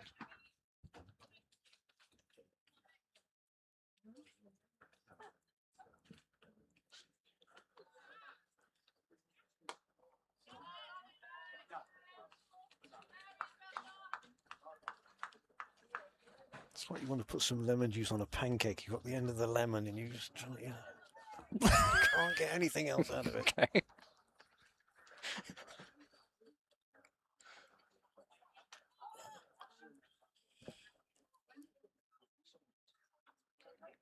Well, the over negotiated.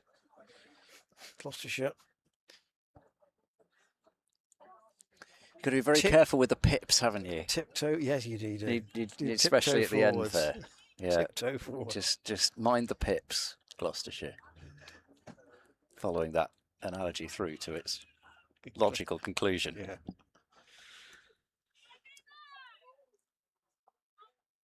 That's your pancake topping of choice, is it? I think so.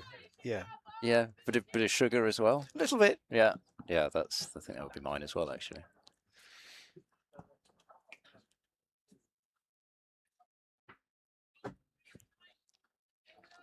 Izzy James hunting the 5-wicket bag as it goes up on the board. Oh, she thought about trying to hit that one onto Thilston Road. Just about restrained herself. 2 back on the leg side now. Yes, that's probably why. Up in the air and short of extra cover. Again, you sort of feel they could be in closer. It's just how close can you dare to stand, especially when you see the ball going up there at, I suppose, a tempting pace to somebody that can hit the ball a long way. Beautifully bowled again. It's just about finding that length, isn't it? And there's enough happening off it. You heard the cry of bold Jamer. I'm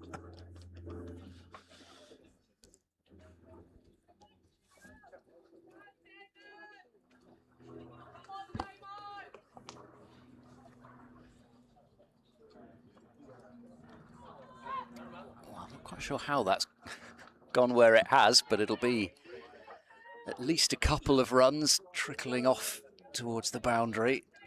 Bird wants a third, which probably was there. Maybe Belcher thinking she might have these couple of deliveries left in this over, I don't know.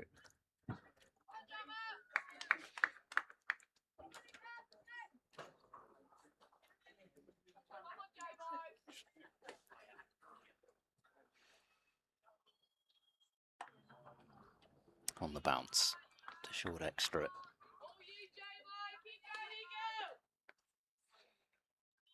Could be the second maiden for James. And it could be a wicket maiden to finish, and it is. The catch is taken at mid-on. Belcher, the last to go. 5 wickets for Izzy James. Well bowled. She is really bowled with accuracy, with turn and bounce, and has been fully deserving of her wickets. And Gloucestershire have been skittled out for 106 in 24 overs. And it is going to take quite some defending that. A team in Gloucestershire that had come into this game with a lot of confidence. They won 3 straight to get into T20 finals day. They've beaten this same opposition on finals day, given Glamorgan a good run in the final on their home patch. Won their first 2 games back in this competition, but Kent have come in here and turned the tide, I suppose, in terms of Gloucestershire-Kent games recently, and Izzy James has the innings ball, raising it to the crowd, teammates dropping back. It has been a team effort in the field and with the ball, but James the one that has really wrapped up this innings in short order. Yeah, and actually offering something a little bit different. Yes, with the leg spin, but very slow, gentle leg spin, which on a very dry surface like this, absolutely what you'd want. 5 for 18 in 7 overs. Gorham bowled tidily at the start, 6 overs, 2 for 23. Hardwick, 3 very eventful overs, 1 for 37. Gia, 2 overs, 1 for 12, took the 1 wicket, then was then taken off because they knew that the spin looked to be the key thing. And 6 overs, 1 for 12 for Megan Belt. There were 26 extras in that Gloucestershire total, so with only 80 runs off the bat. Storer made 11. Monday out second ball without scoring. Start LBW second ball. That was a good ball from Hardwick, to be fair. Her first delivery. Geach caught and bowled by James for 28. She'd batted aggressively early on and then had to try and police what was left of the rest of the Gloucestershire batting, but she succumbed to the leg spinner. Izzy Patel caught behind off Gia for 13. Daniels caught by Belt off James for 8. Belcher last out, caught by Hardwick off James for 12. Charlotte Phillips spooned a catch to Barnfather. Hill caught by Streets, also off the leg spinner James, and Charlie Phillips, Belt's sole victim, bowled by a ball that appeared to come back from outside off stump. Alice Bird not out 1. 26 extras, 106 all out. It's not much to defend. Coco Streets surely must be dismissed early, but with a lot of off-spinning options, could Gloucestershire get in amongst them? We'll see. There is now, although we are at a relatively early point in the day, there is going to be a 30-minute break. So we will resume at about 20 minutes to 1, and we will be back with you for the resumption of play here at the College Ground.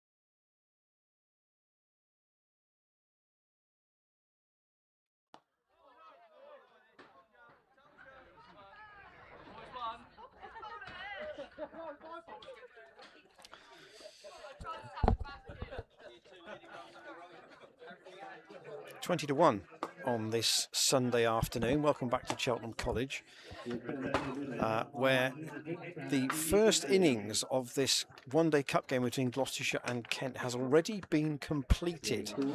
So the umpires are coming out to the middle for the chase much earlier than we would have expected. Gloucestershire winning the toss, batting and getting bowled out for just 106, with the Kent leg spinner Isabella James taking 5 for 18 in 7 overs. Gloucestershire didn't have an answer to the well-flighted and very slow leg spin of James. Emily Geach made 28, but the only other score of significance was that of extras, which was 26. So a lot for the Gloucestershire bowlers to do. This was said, Ed, before the game to be, in a sense, the stronger suit for both. So the stronger batting, Kent, the stronger bowling, Gloucestershire.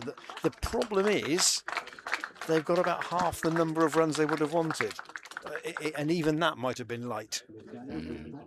And not content with wiping out Gloucestershire's batting lineup, Kent also seemingly trying to wipe out Gloucestershire's spectators as well, with one of those throwdowns just before we went on air, getting smacked into the members area down below us. Which, I don't know why that was done in front of the sure members. why it had to be pointing this way. No. Anyway, there we are. Caitlin Belcher to take the new ball, and I think Gloucestershire have got to play it with a straight bat, as it were, in terms of, okay, we saw some turnout there, but still stick with your new ball bowlers in Belcher and Bird, because they take the new ball for a reason, and they're going to have to make some serious inroads. Kelly Castle opening the batting with Coco Streets. It'll be Streets to face.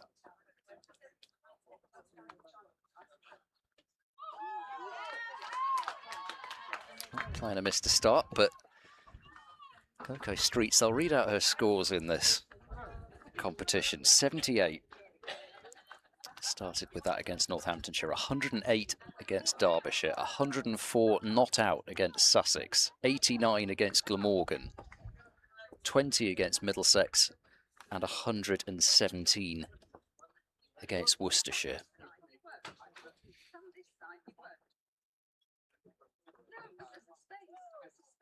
I mean, to get that kind of production from somebody who's not one of your tier one loanees, you know, this is not somebody who's, I suppose, for a short while dropping down to this level and is producing those kinds of numbers.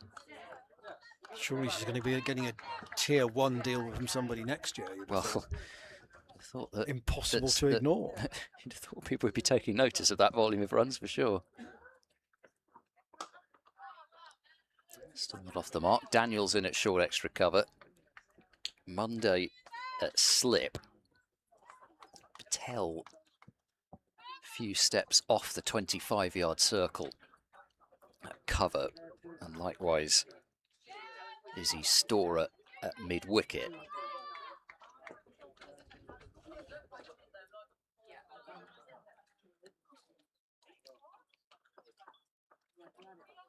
It'll be the wide, so the first run of Kent's reply. Well, what are you trying to tell yourself if you're Gloucestershire? Well, there was the sentiment that we had on the balcony from one of the scorers, that if Kent did that to Gloucestershire, then Gloucestershire could do that to Kent. I suppose the other thing you'd say, well, Kent 93 for 9 in the T20 semi-final.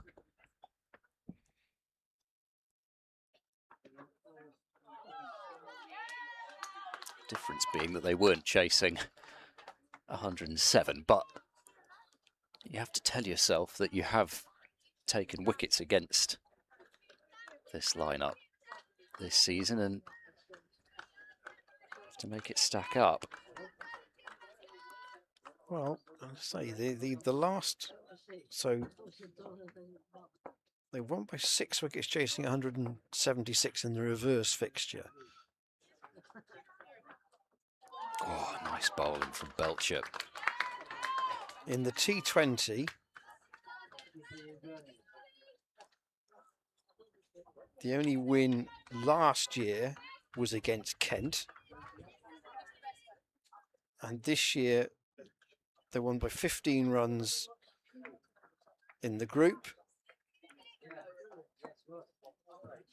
and by 66 runs, and then, sorry, by 66 runs in the semi-final. So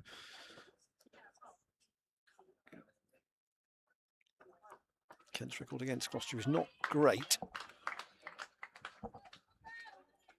It's a strange one because they've, in the men's side of things as well, Gloucestershire seem to have been a bit of a bogey team for Kent in recent times in white ball cricket, but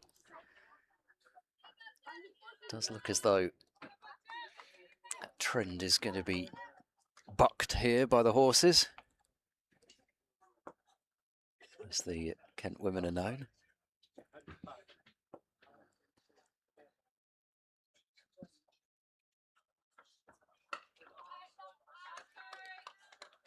So a couple of wides, but good start from Belcher with only 2 runs from this over. There's absolutely no hurry for Kent. They are going to win this game with a bonus point if they win it. It's impossible to see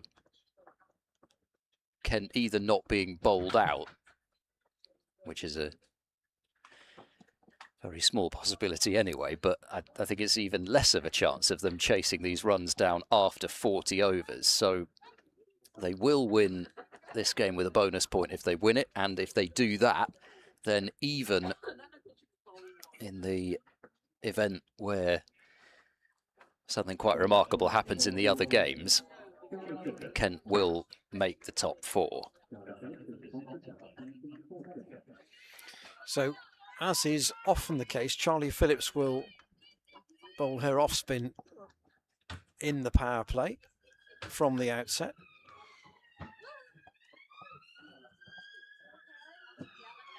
And here she is from the College lawn end with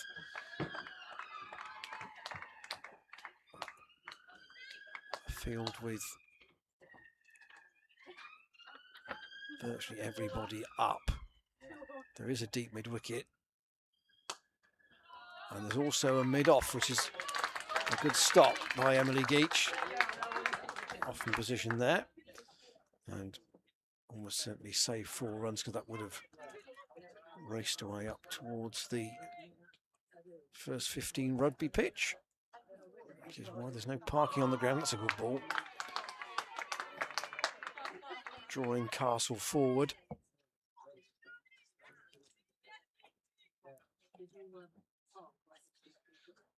If Daniels is in a short cover, the skipper.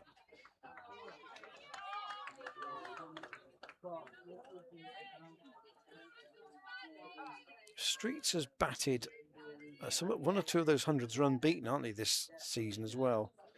So she's clearly got the patience to bat a long time. That's tossed right up, and it's gone past the fielder in short on the leg side. There is a sweeper, Izzy Patel, so they'll just take 1.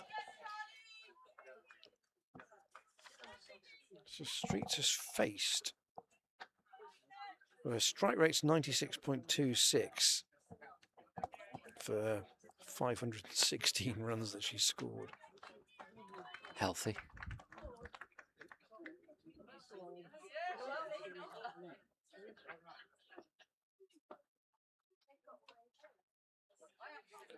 Charlie Phillips to Streets again. Right. She can have a good look here if she wants to. Time isn't the issue. 50 overs at barely 2 and over. You see this happen all the time now. I don't know at what point it became the case that everybody did this, but Georgie start running off the helmet after that over, so it doesn't have to be behind her for the potential 5 penalties.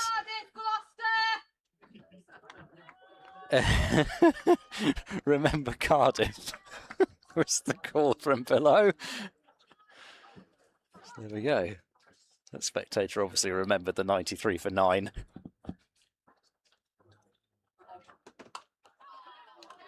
Good stuff from Belcher and from Castle, because it'd be easy to go out there thinking, well, just boss this. Easy chase. Get 20 or 30 runs in the first 3 or 4 overs, and that's basically it. Well, and that is one approach, isn't it? I suppose Gloucestershire had 20 or 30 runs in the first 3 or 4 overs, though.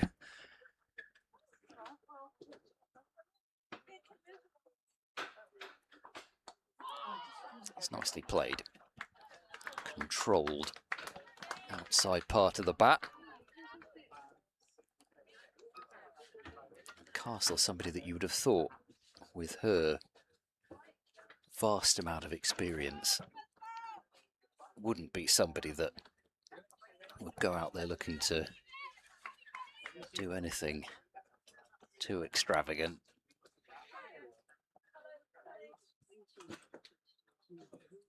I mean, Streets, you're not really telling anybody that scored the volume of runs she has this season how to bat.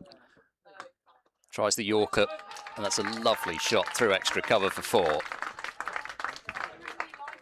You can see why Belcher tried the delivery, but Coco Streets is seeing it so well, and it really seems to be that much of a move towards the ball, but the ball just exploded off the bat. Quite a short backswing and follow through, the way it went.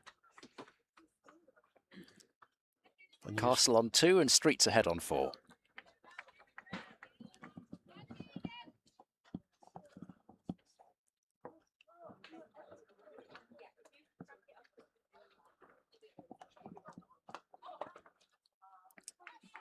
Bounds up for backward point.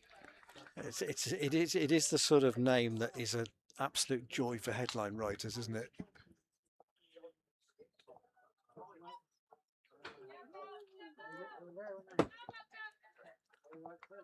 And also when you've got the potential for a king and castle combination.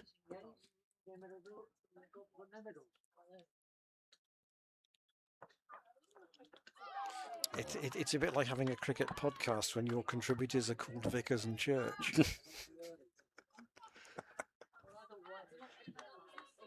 It could only be called The Sermon, couldn't it?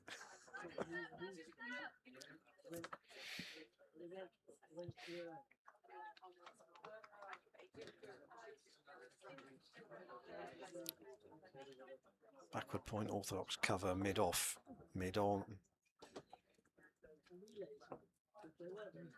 And a short extra. Plus an orthodox mid-wicket. Fielders in front. We've seen a fair amount of that in the first 2 overs from Belcher, but Kent knocking off 8 of the runs, and with 8 scored in 3 overs, even that's still ahead of the required rate. The umpire saying, why can't I take the cap so that you don't have excessive sprints from, in this case, Maddie White, who I think is the 12th duty at the moment.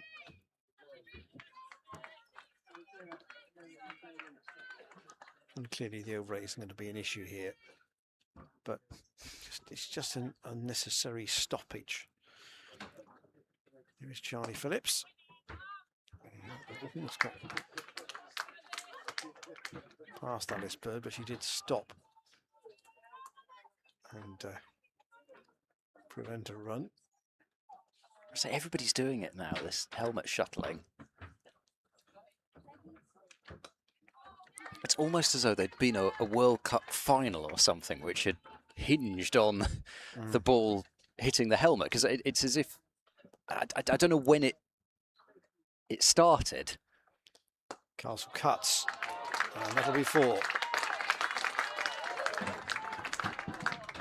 spinning up off the rope. Nothing Charlotte Phillips could do to cut that off.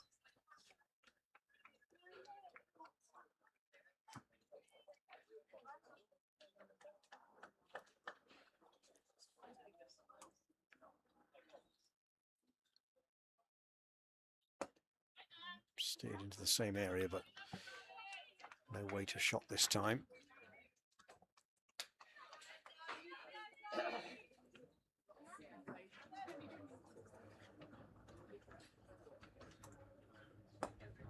And again.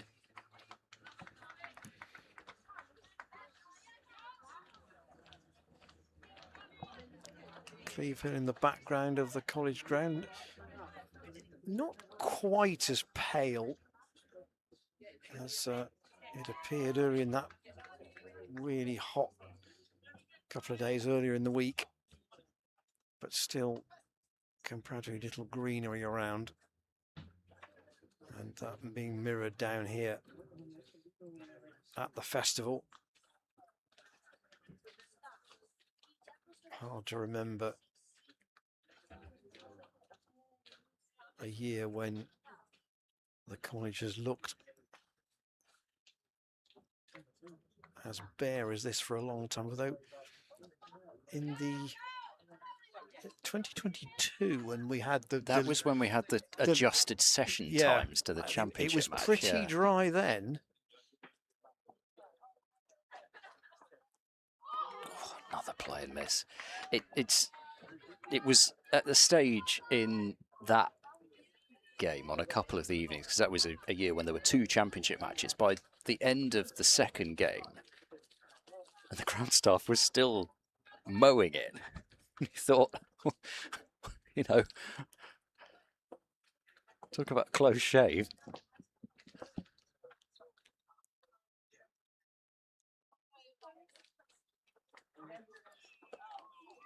I don't know what it would have been like in the summer of '76. Yeah, and I'd have been here then. I'd have been old enough to be here then. I must confess I cannot remember. I might go back and read the entry for 1976 in my Lily White's Legacy at the end of this. Potentially some bat was there. Don't think there's going to be a signal from the umpire. No, it did sound as though there might have been 2 noises, so Streets will add another run on. Yeah, I'd be interested whether that entry in that book, the long and detailed history of the Cheltenham Festival, whether that references the outfield at all.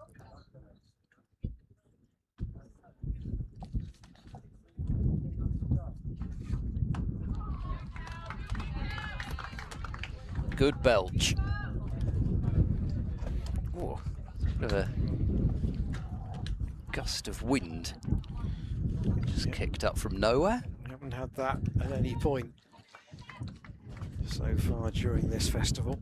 I don't know where this has come from, because if you look at the far side of the ground, the trees are barely moving over there. Apparently it's now blowing a gale on the balcony.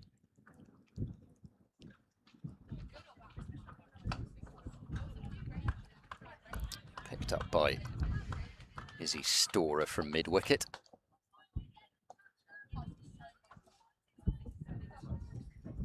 So Kent understandably taking their time. I know at some point when you're defending a low score, it gets to that point where there's a certain number of runs on the board and you start to lose that what edge you might have in the field if you aren't taking wickets. And just blunting the bowling of Belcher at the moment. She's not doing anything wrong. 3 overs for 8, but the problem is that Gloucestershire sort of need a wicket every other over. Yes, well, that's how Kent started, didn't they? And they had a wicket in the first over, the second over, the fifth, and the eighth, and thereafter it was a bit of a steady procession.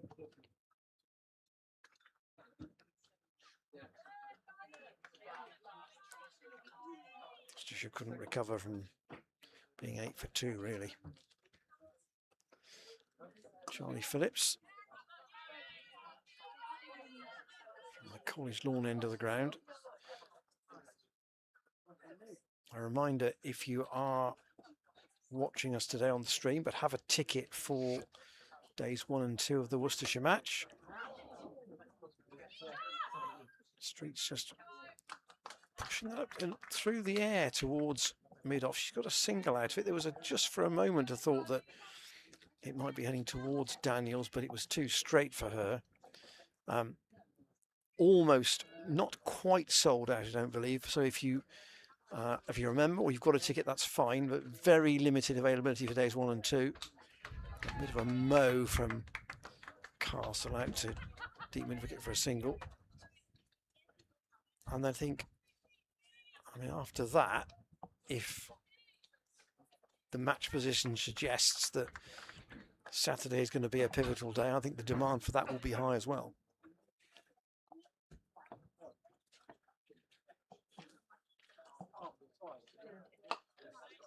Streets can't pierce the gap. Daniels off her left-hand fields.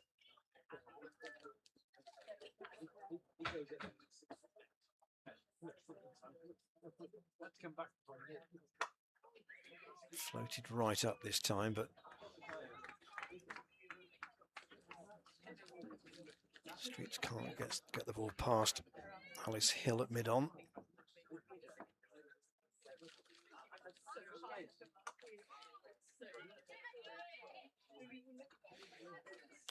So, it's a story, and what's happening here? So they've decided not to. Oh, that may be an indication of a bowling change. Yeah, Alice Hill. I was going to say that they decided to keep the head guard out there is because we're going to have spin from both ends, at least for a while.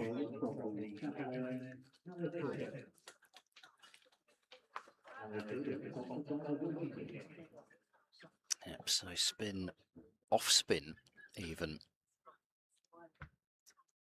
as you say, from both ends.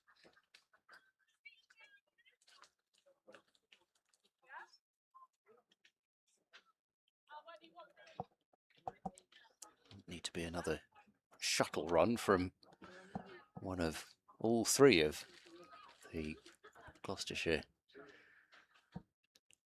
bench players.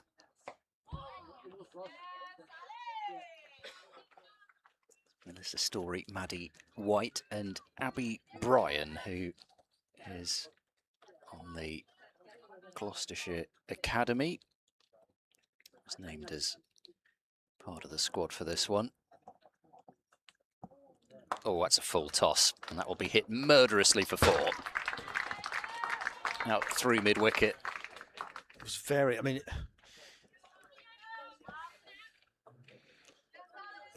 got what it deserved.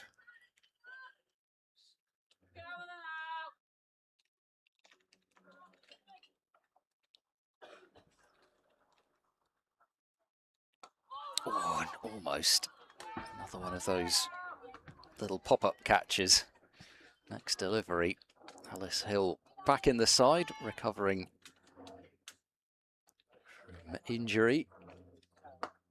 Short and clattered away for 4 more. There was a dive from square leg. Charlie Phillips couldn't get there. This is the over where Kent really do start to get going.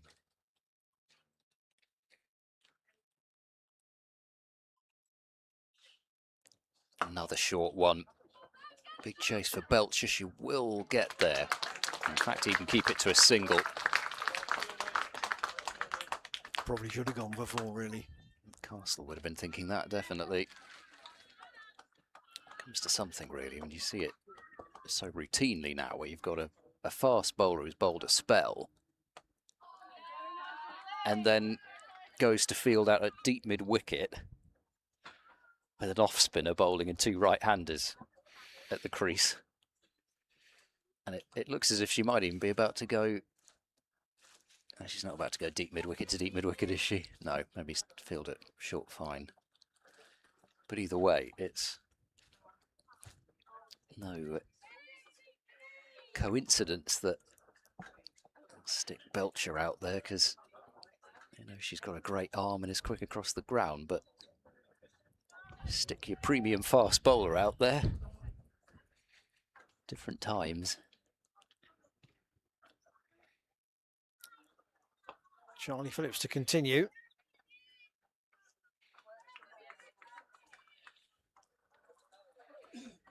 Those who may have gone to church this morning and thought they'd come in afterwards have missed half the game, as it's turned out.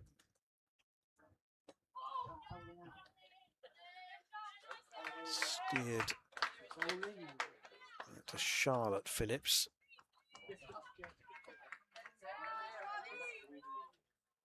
More of an even song person myself. Yes, particularly in the summer. Tossed right up. And a bit of a misfield from Geach. The pincher single there, really. Shouldn't have been a run. The timing seemed to suit me better somehow.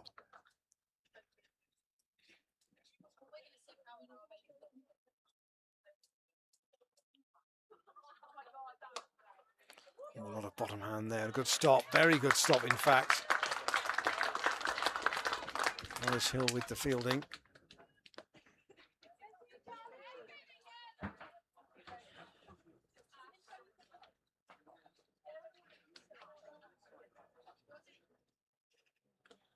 Two sounds there. The fact that Street's just saying something to Georgia Start after the ball was dead.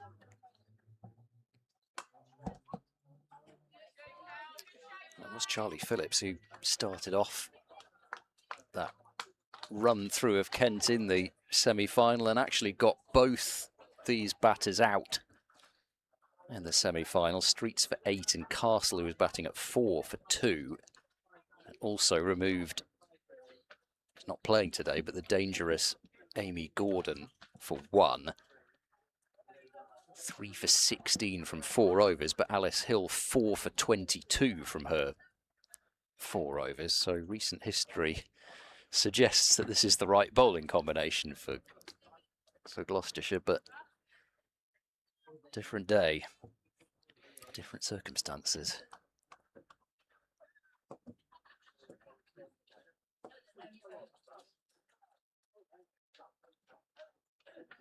Hill bowling in the shades.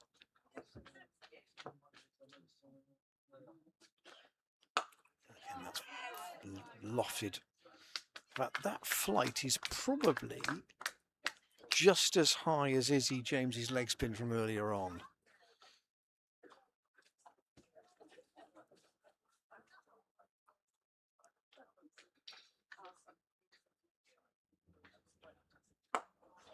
That one wouldn't be, but good stop from Belcher. And down to a single. You mentioned players not playing today. I'll come back to that maybe at the end of the over rather than during it, because things push on. But Georgina Stark playing today with Megaherr not available. Obviously both can keep. Streets, pleasant shot that should be stopped by Geach, and they'll just get one.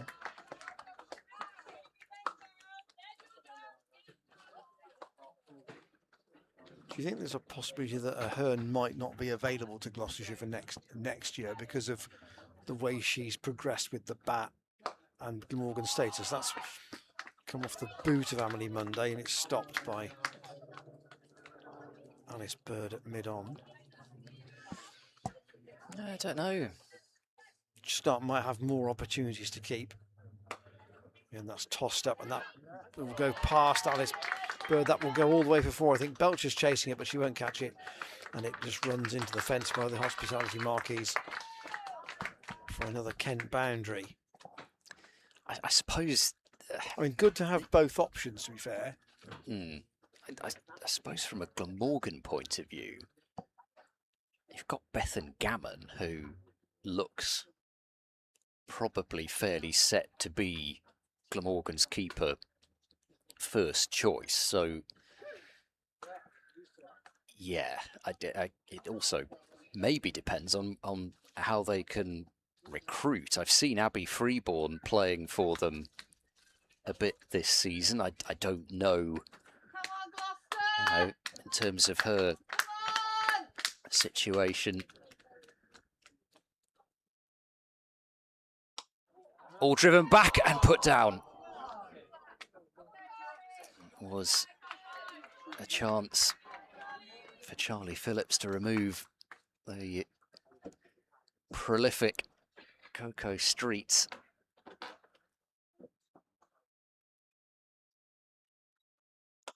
A chance next ball, is it? No, it's short.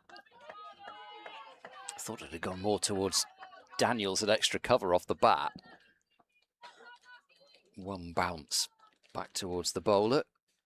Street's just looking a bit disgruntled with what's happened the last couple of deliveries, and Castle just giving a bit of a pep talk in a moment to reset. Mid-wicket in even closer now. Oh, past the outside edge. I suppose it's tempting to try and get a little nibble on one down to deep third, because there's nobody back there. There's nobody fine of backward point or backward square inside the circle. Full toss. Good commitment from Storer at mid-wicket. Stops that one, so no runs off this over. Shouldn't be any pressure building, but I think any time you face a succession of dots, maybe feel it a bit. And again, it just tempts Daniels at short extra into thinking she might just take a catch. She is 9 off 29 Streets, so I'd be feeling that she wants to be moving her innings on a bit. Oh, and another one will skew away short of a fielder. Shah Phillips does well at backward point, and that's a maiden over from Charlie Phillips. She's again bowled beautifully. I think her figures the other day against Sussex as well do not show how well she bowled there even. She is in incredible form, and 1 for 55 from 10 overs just does not do justice at all. She was pretty much the only bowler that in that entire game until the end that really looked like doing more than just containing. Looked like she might produce wickets, even though she only got 1 in the end. So Alice Hill, 2 overs for 16, and Liv Daniels, the captain, is in with her off spin.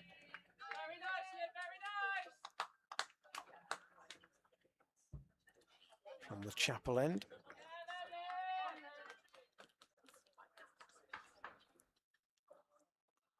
Castle, the more dominant on the board at the moment.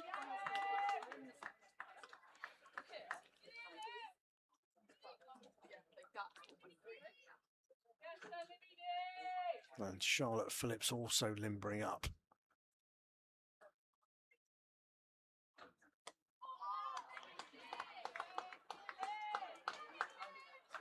How can you have 4 off-spinners in the side and have 4 different off-spinners? But here is an example of 2. Daniels quite different to Hill.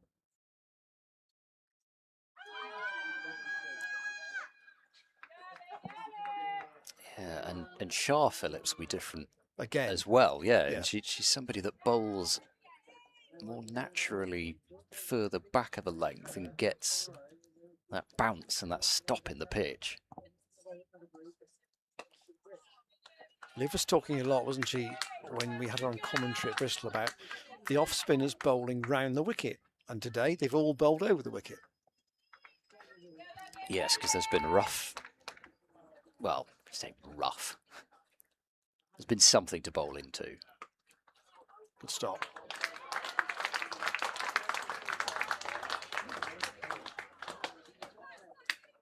Really Geach in short extra.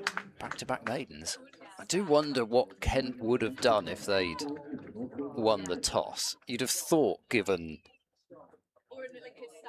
your stat about what both teams have done all season, you'd have thought they'd have wanted to keep that going if they could and decide to chase. But whether they'd have thought, used pitch, lots of spinners in Gloucestershire's attack, maybe actually we do want to bat first. Well, You never know how that game would have played out. The numbers were that both teams had batted first and second respectively in the order they're batting in this game. Daniels gets down well at extra cover. All the other matches in the One Day Cup this season.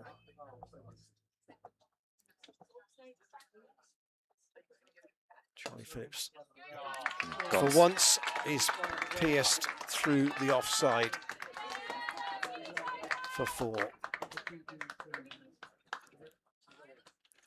Pressure valve released just a little. Not much of a gap there.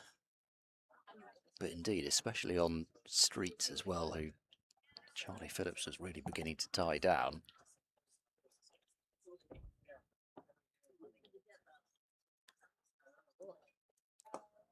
Now before more. Chase down the hill for Belcher, but that's running down towards the scoreboard and she won't catch that. So a punch through extra cover and then a paddle sweep brings 2 boundaries for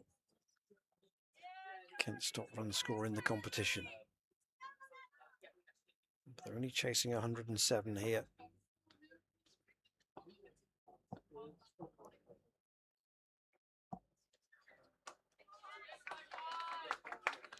And it's the wickets column that are now the issue. 41 in the 14th, in the 12th over. Not a problem, but it's the fact that they are still the opening pair together.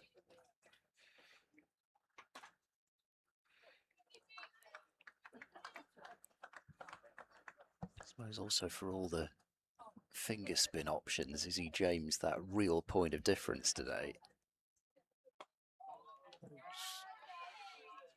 That's entirely where Castle thought that was going to go.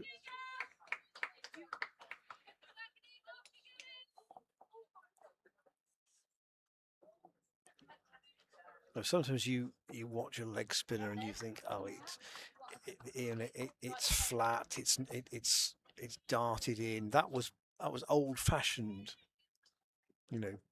loopy leg spin, wasn't it? And the perfect situation, yeah, said to bowl it in against a lengthy lower order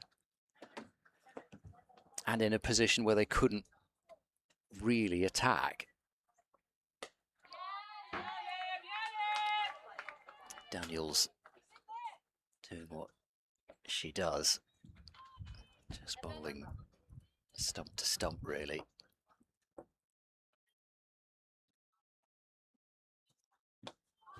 Offers you very little, sort of through nagging accuracy really, will force you to try and do something different.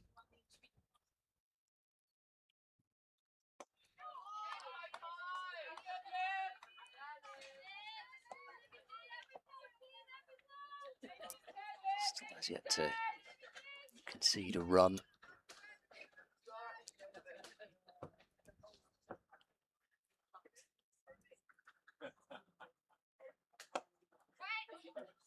It's going to be picked up by Charlie Phillips, looking for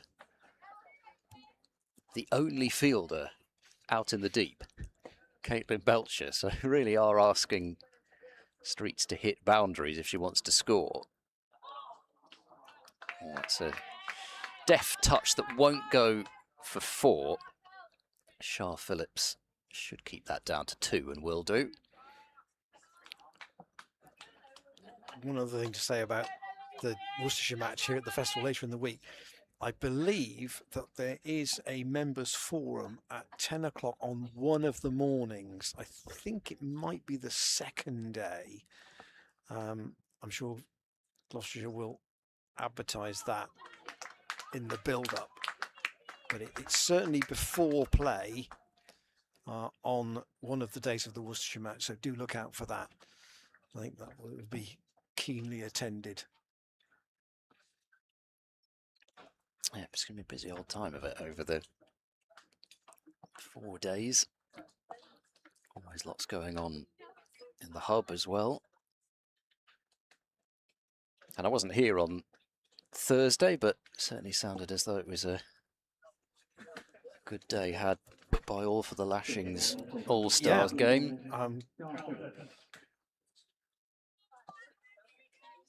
Looked very well attended. Nearly 1,000 here, I think, which for what you would call, I'd call that an invitation match, really. I think that's the best way to describe it. Not veterans. No. Charlotte Phillips into the attack. And here is another different sort of off-spin. We almost call it skiddy.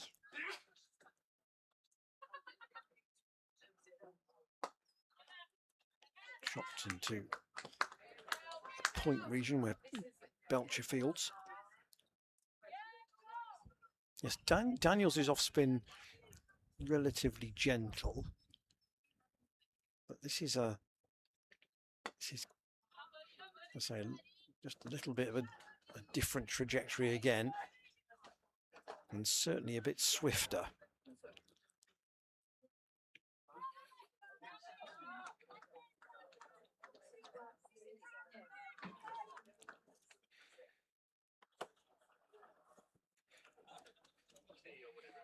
Phillips in. Bounds off the body. I've thought, that's what we were talking about, Megan Belt bowling earlier in the day.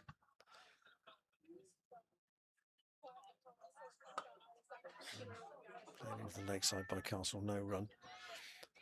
I said that her back leg, just the trajectory of the back leg, the way it came through, reminded me of somebody. Ed, no doubt, will look at this back on the stream later. He's like that.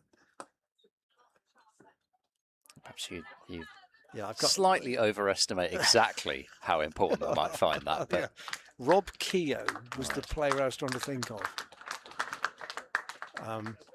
In a sense of how the back leg sort of just comes round through in the actual delivery stride. Well, another maiden from Shah Phillips, so already been 3 maidens in this innings.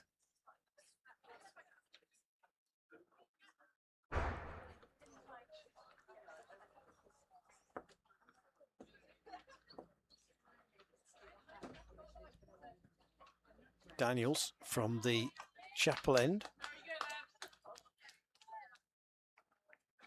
I'm forgetting whose end is which now. I think we might have swapped around at least once already this innings. Ooh, silly point in for that. Played almost in slow motion by Streets.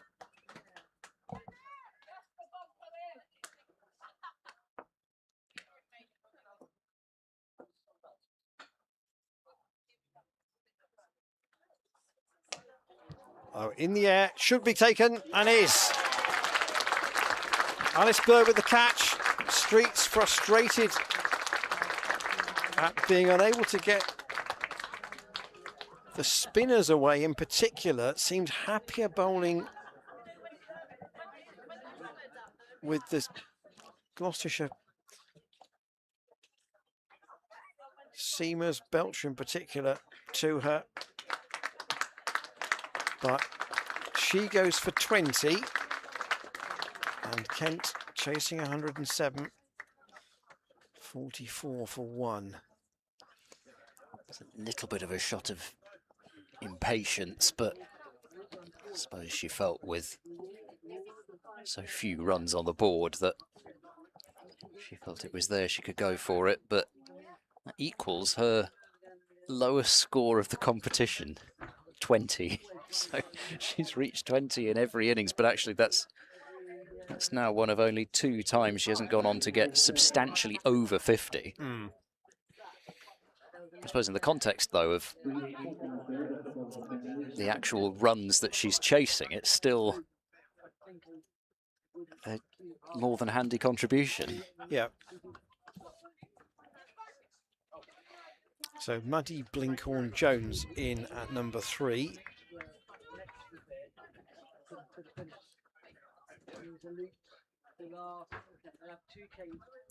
So Daniels fresh from that success, and Blinkhorn-Jones has hoisted that high into the air. It's just gone over Alice Bird.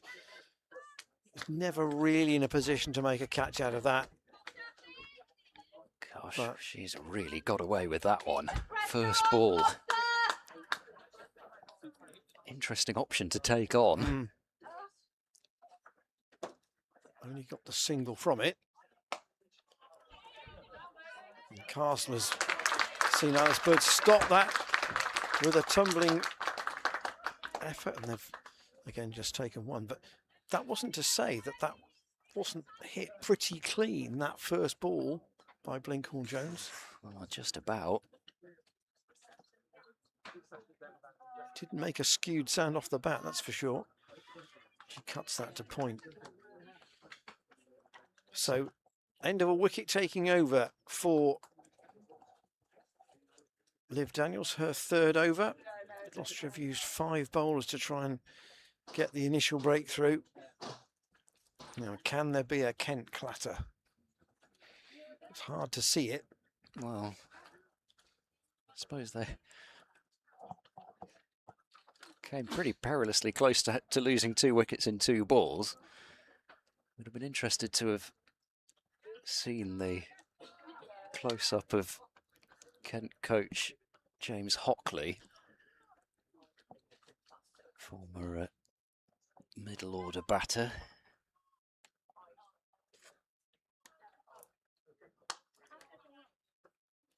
She really is firing a lot of these deliveries in quite quickly, Shah Phillips. She bowled a bit slower when she played against Derbyshire at Bristol. She does get a lot of that, a lot of batters cutting, and if there's any variation in bounce, it's not easy to read. And that's a genuine short ball. Castle, I think, has got the right method here. She's played some strong shots, but she hasn't hit a lot of deliveries in the air. Has just relied on her power and brings up the 50 for Kent with her 5th boundary. Stayed patient, waited for the one to put away, and then dismissed it.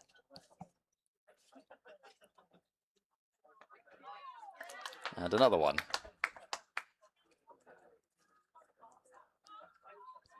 In a way, Castle's probably thinking, we just get a little edge on that, then even if we don't middle it, plenty of opportunity for runs, but another fielder goes across to the offside. Mistimed pull on the bounce to Storer at short mid-wicket. Made a very tinny noise off the bat.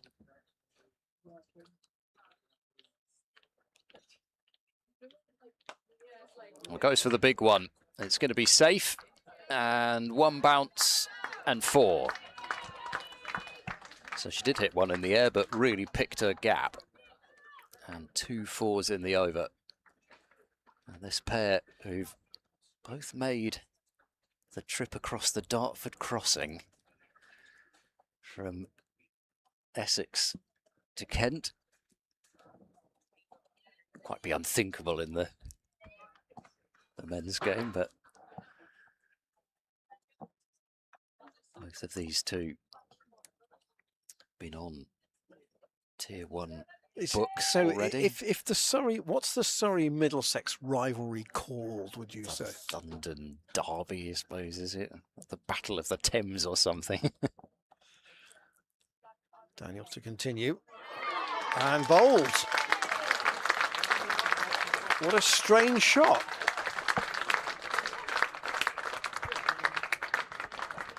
A second wicket for the Gloucestershire captain. Blinkhorn-Jones bowled for 1. She's gone so far across. Yeah, she's gone right behind her. It's a premeditated move, but I guess she knows pretty much where Daniels is trying to bowl it, because Daniels bowls at the stumps, but therefore it's curious that she's gone across by as much as she has.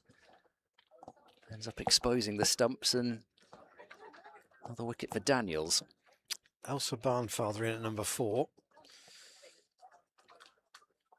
So is there a chink of light? I was just about to say that, you know, we've had in the 2 men's matches, last ball finishes, a tense game here last week when Sussex looked to be really heading for victory, and then Emily Geach taking 5 wickets with a clutch at the end. That was penultimate over.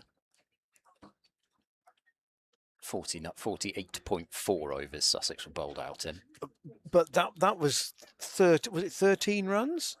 Yeah, I mean, no, I mean, I was underlining how tight all the finishes have been. Right. Yeah, you know, and so this is kind of an odd one at the moment in terms of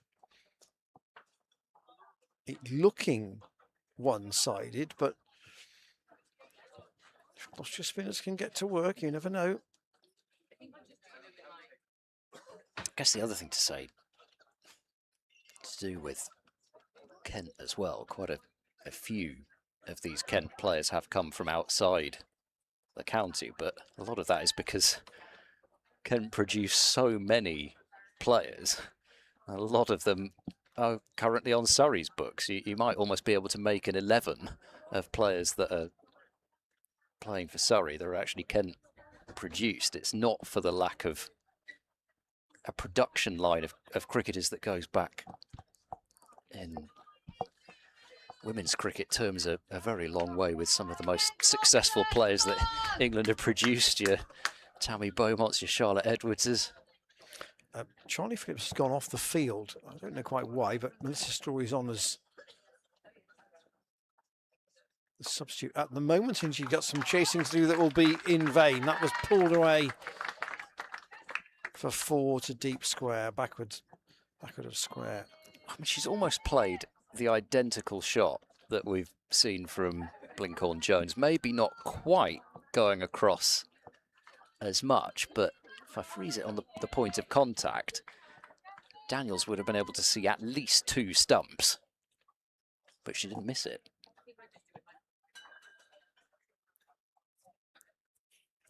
Story's gone a bit finer as a result of that shot. Barnfather goes back and defends. She can score very quickly. Barnfather, 70 off 39 balls with 4 sixes against Glamorgan. The strike rate is almost the highest of anybody in the Kent side at the moment, and there's 4 more. Cut away past backward point. Barnfather, another one. She moved to Kent from Hertfordshire,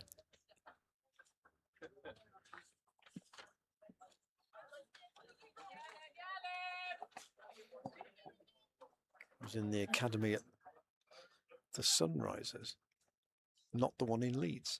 No, still not the one in Leeds, or the one in Eastern Cape or Hyderabad. Who'd have thought there'd be so many Sunrisers?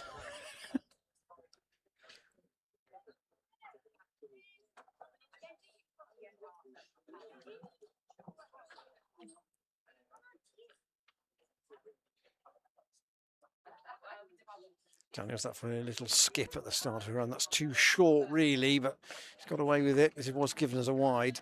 It could have been far worse. I quite fancy Royal Challengers Bristol, actually. Should still be RCB.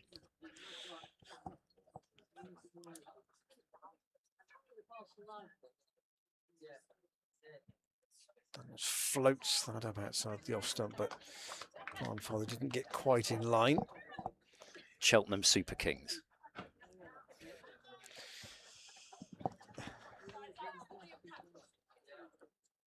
Charlie Phillips back on the field. At what stage do we see Alice Bird, I wonder? I suppose that's why the Super Kings don't have a team in the WPL, because I mean, would they would have to rename them the Super Queens, wouldn't they? Well, the thing about the Sunrisers was, for me anyway, in the position when women's cricket was regional, you didn't know where they were based. No, I think, and that was, and even with Western Storm, it's been something that I have heard from so many people at Taunton in terms of them just having one base. Bristol, Cardiff, Taunton, not as close together as some people seem to think. It's quite a long trip from Taunton to Cardiff, and not always a quick one.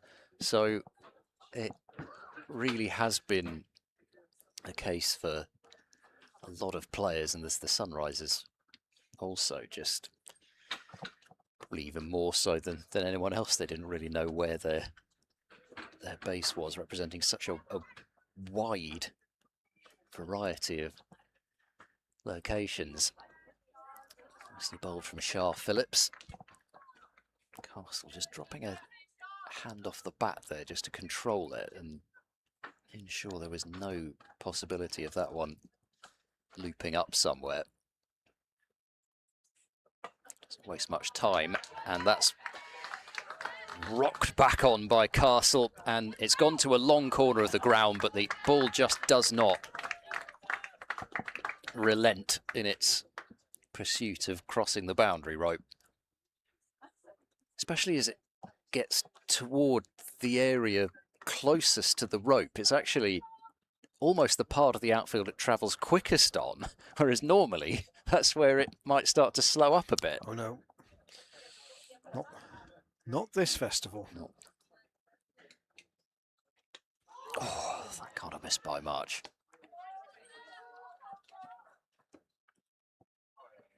Again, bowled quickly and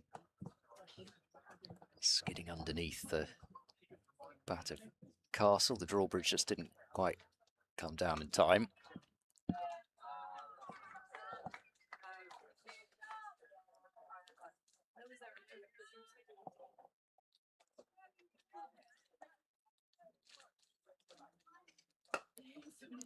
Whacked along the ground, chase for Patel, and a bit of hesitation, which ensures they stay at a single. So Barnfather will face Shah Phillips for the first time. See whether she continues to take the attitude of, let's get this done quickly here. 39 needed to win, not a sizable number.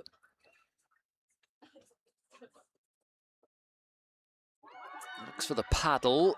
Gloucestershire inquiring. I think it is going to be signalled leg by, so no bat involved. Can we move on to ball tracking, please? No, they can't.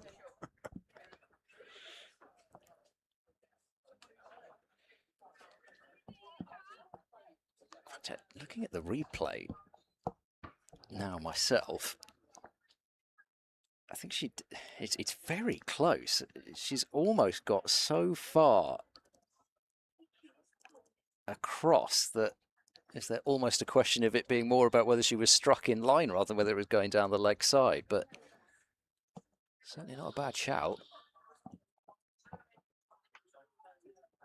It's an irritating feature with YouTube at the moment, I have to say, whilst we're going out on there, with that pause button coming up right over the centre of things, play, right yes. where you want to see. Gloucestershire captain Liv Daniels continues from the chapel end. Very close, maybe just outside off stump looking at the slow-mo.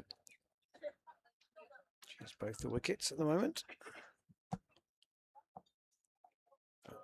Needs some help from others. Chopped into the offside on a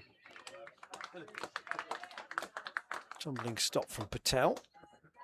I think she may have stopped it with her hands and then ended up accidentally headering it.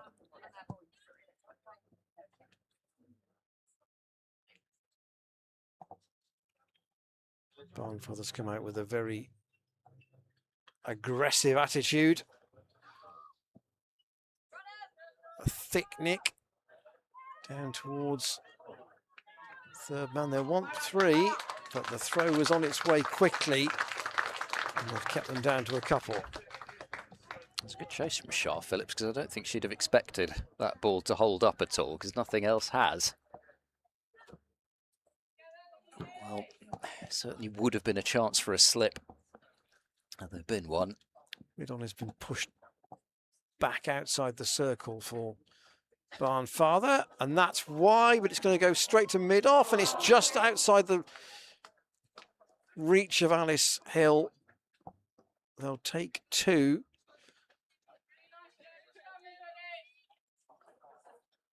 You can see why mid-on was pushed back, mid-off not quite as deep.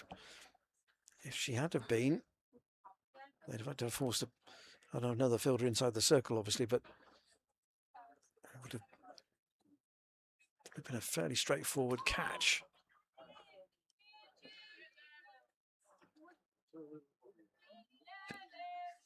Barnfather says that came off the hip.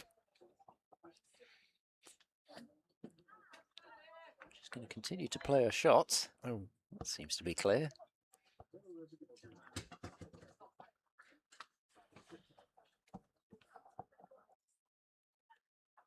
and Daniels entice her, but not with that. That's 2 straight. It demanded a defensive shot at the end of the 19th over. I like that. It demanded a defensive shot.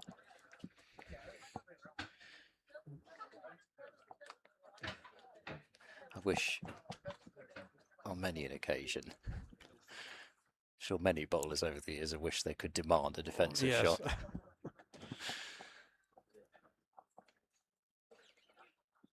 We still haven't seen, despite the fact that we've seen 5 bowlers, not only have we not seen Alice Bird, who took a couple of key wickets against Sussex, but we haven't seen Emily Geach, who took a 5-for. That is beautifully run down towards the boundary by Castle, and 4 runs.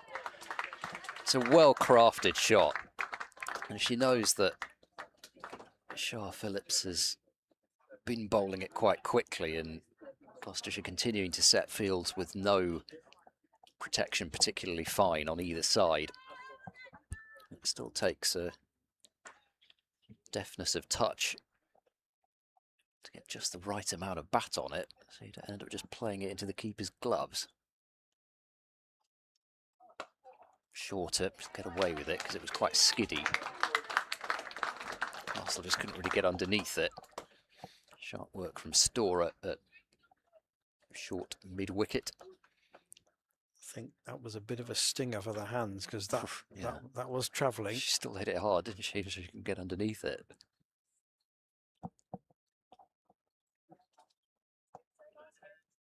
Another short one, yeah, and this time it will be a run, but that's all.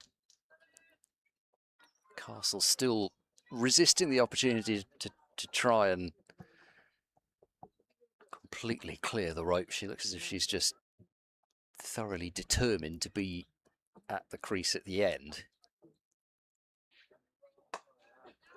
Barnfather will get that pass backward point. Good piece of placement and timing. And a second boundary in the over. And if there was any question when Blinkhorn-Jones was out as to whether it might just be a small opportunity for Gloucestershire, that opportunity is being extinguished.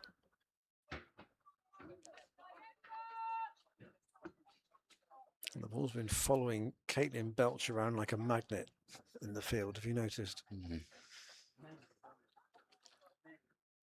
Full toss, miscued. I think he's going to fall short. Oh. Alice Hill at mid-on has been teased in the last couple of overs. One just over, so she stood back a bit. And that one hit so badly it doesn't carry. Oh, God, I missed by much here. Fairly agricultural shot that misses. So I don't think we'll bother with the comparison after 20 overs. Gloucestershire were ahead by... No, I'm not going to bother with that. Can need 25 more.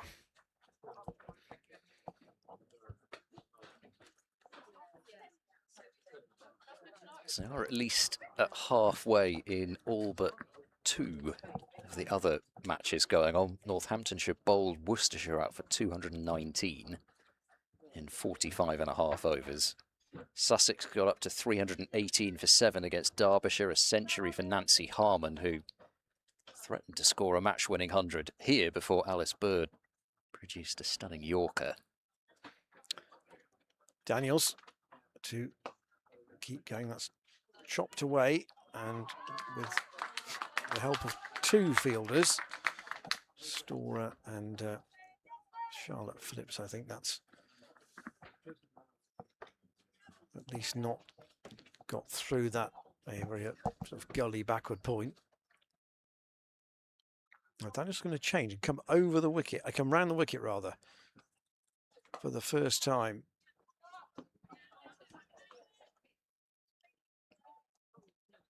It would be appropriate as we're, I think, going towards the end of the action here to say that this is the last day of Gloucestershire Cricket hosting our own commentary for this season. The last game of the Women's One Day Cup will be hosted by our friends from Worcestershire at Martley, albeit they've got a little matter of England women playing at Worcester on the same day. So I'm sure there will be cameras at Martley. And that, has it been stopped just in front of the rope? It has. They're going to run 4? No.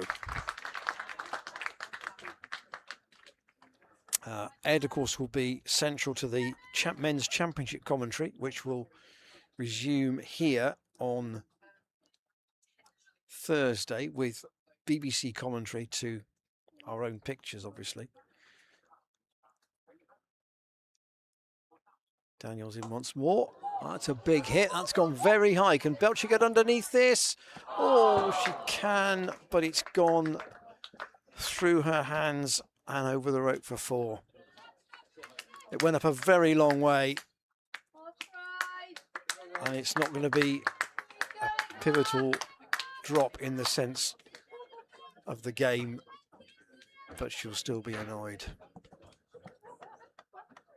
It was a tricky one in terms of reading the height and then also a bit of work that was put on the ball.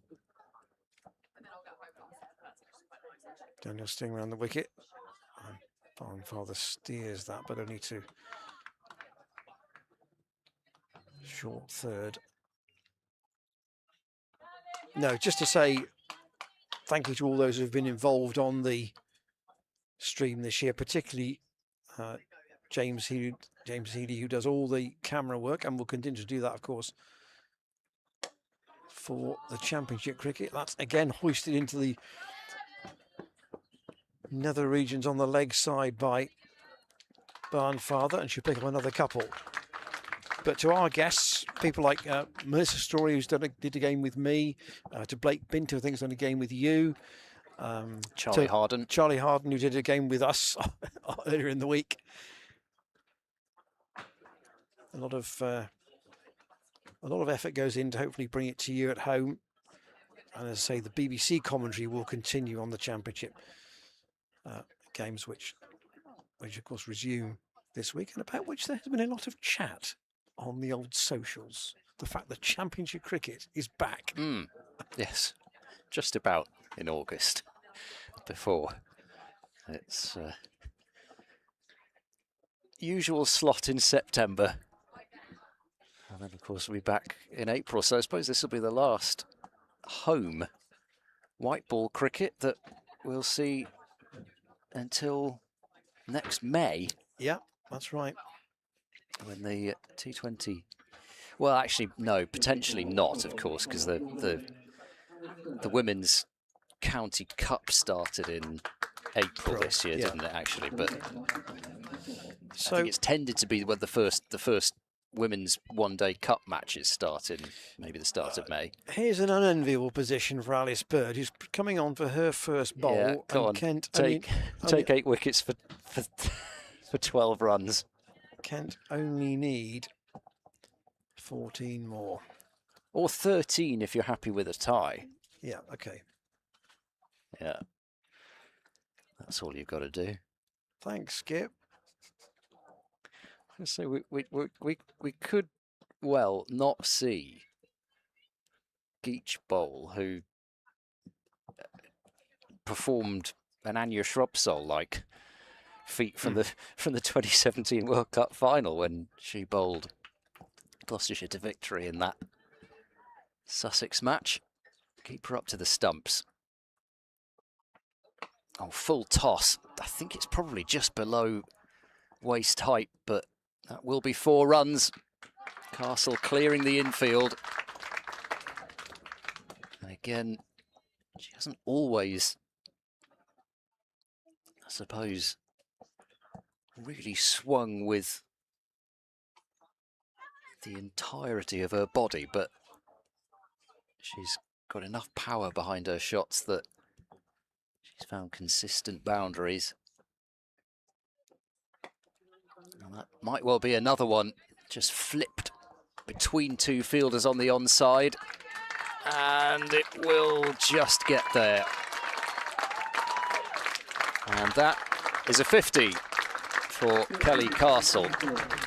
10-4, so a high proportion of boundaries, partly because of some of the fields Gloucestershire has set where they've had almost everybody up inside the circle.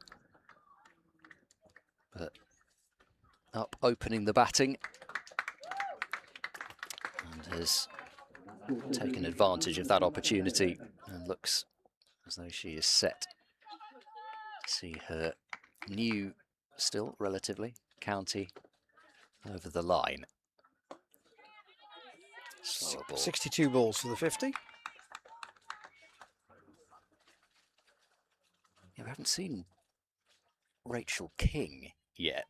It's reminded me of her innings a bit last year here in the T20 Blast game, where I think she scored 48 and 44 of them were in boundaries.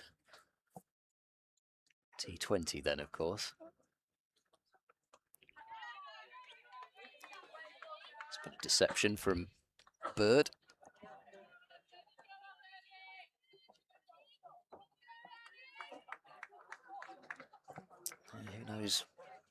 Who knows what the calendar will look like next year. Presumably the festival will be back earlier again. Back in July. That is the theory.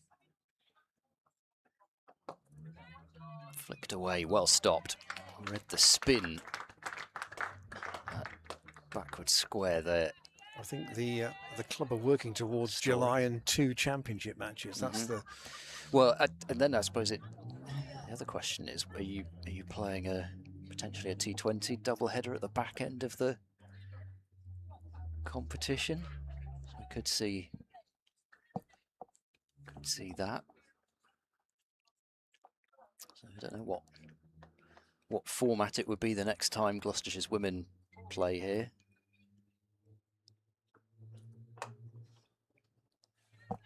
Pump ball back to the bowler.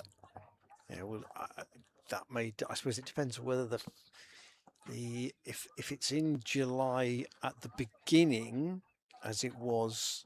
I mean, so the issues with setup have been far harder. So the challenge for Gloucestershire this year is taking the festival down at the end in time for the school term. The challenge last year was putting it up because the fixtures were so tight against the end of the school term. It could be back to that scenario again. If they're in the middle somewhere, yeah, they might find they could play a white ball, a 50 over game at the end, which is probably. But I don't know though, because presumably T20 finals day will be towards the end of July, with the 100 starting at the start of August. So where are the two championship rounds going to be? Probably going to be earlier, aren't they? Daniels into Castle, who is almost York, just drags that away between her feet. Only, well, one big blow would do it.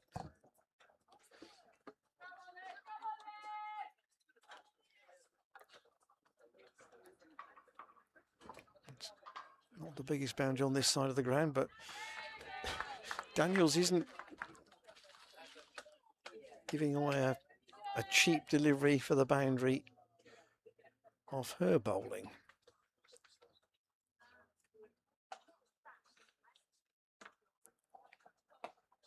Castle does find the gap though, that may run away. There's a chase for Alice Hill. The scores will be level if it runs for 4, which it does. And I think everybody will be called up now.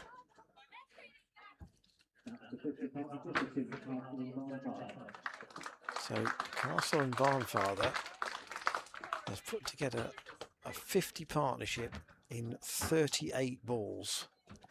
I guess in another instance, Kent may have been thinking about trying to win this even quicker and net run rate and all that, but they just need to get this done. They need that 5 points. And they're one shot from getting it. That's not it though.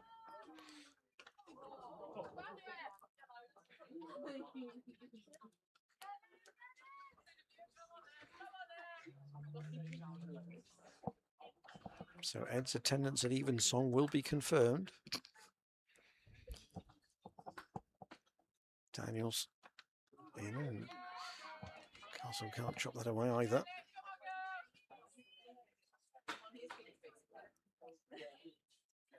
So 106, nowhere near enough for Gloucestershire today.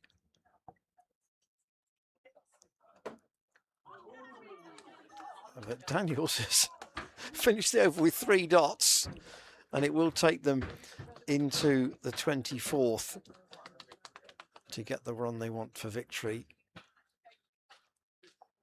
She does seem to despise giving away runs, though, Daniels, when she bowls.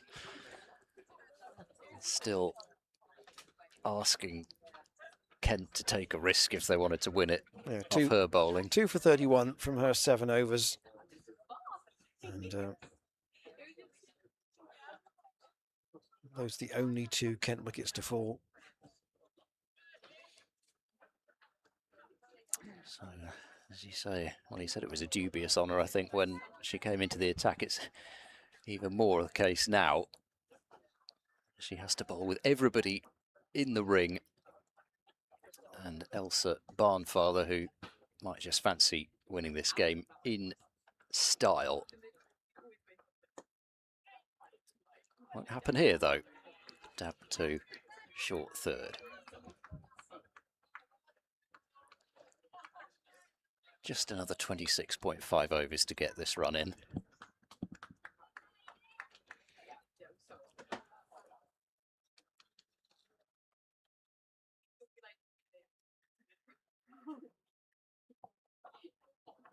Swung away, that'll do it. Over short fine leg it goes, and 4 runs to win the match for Kent.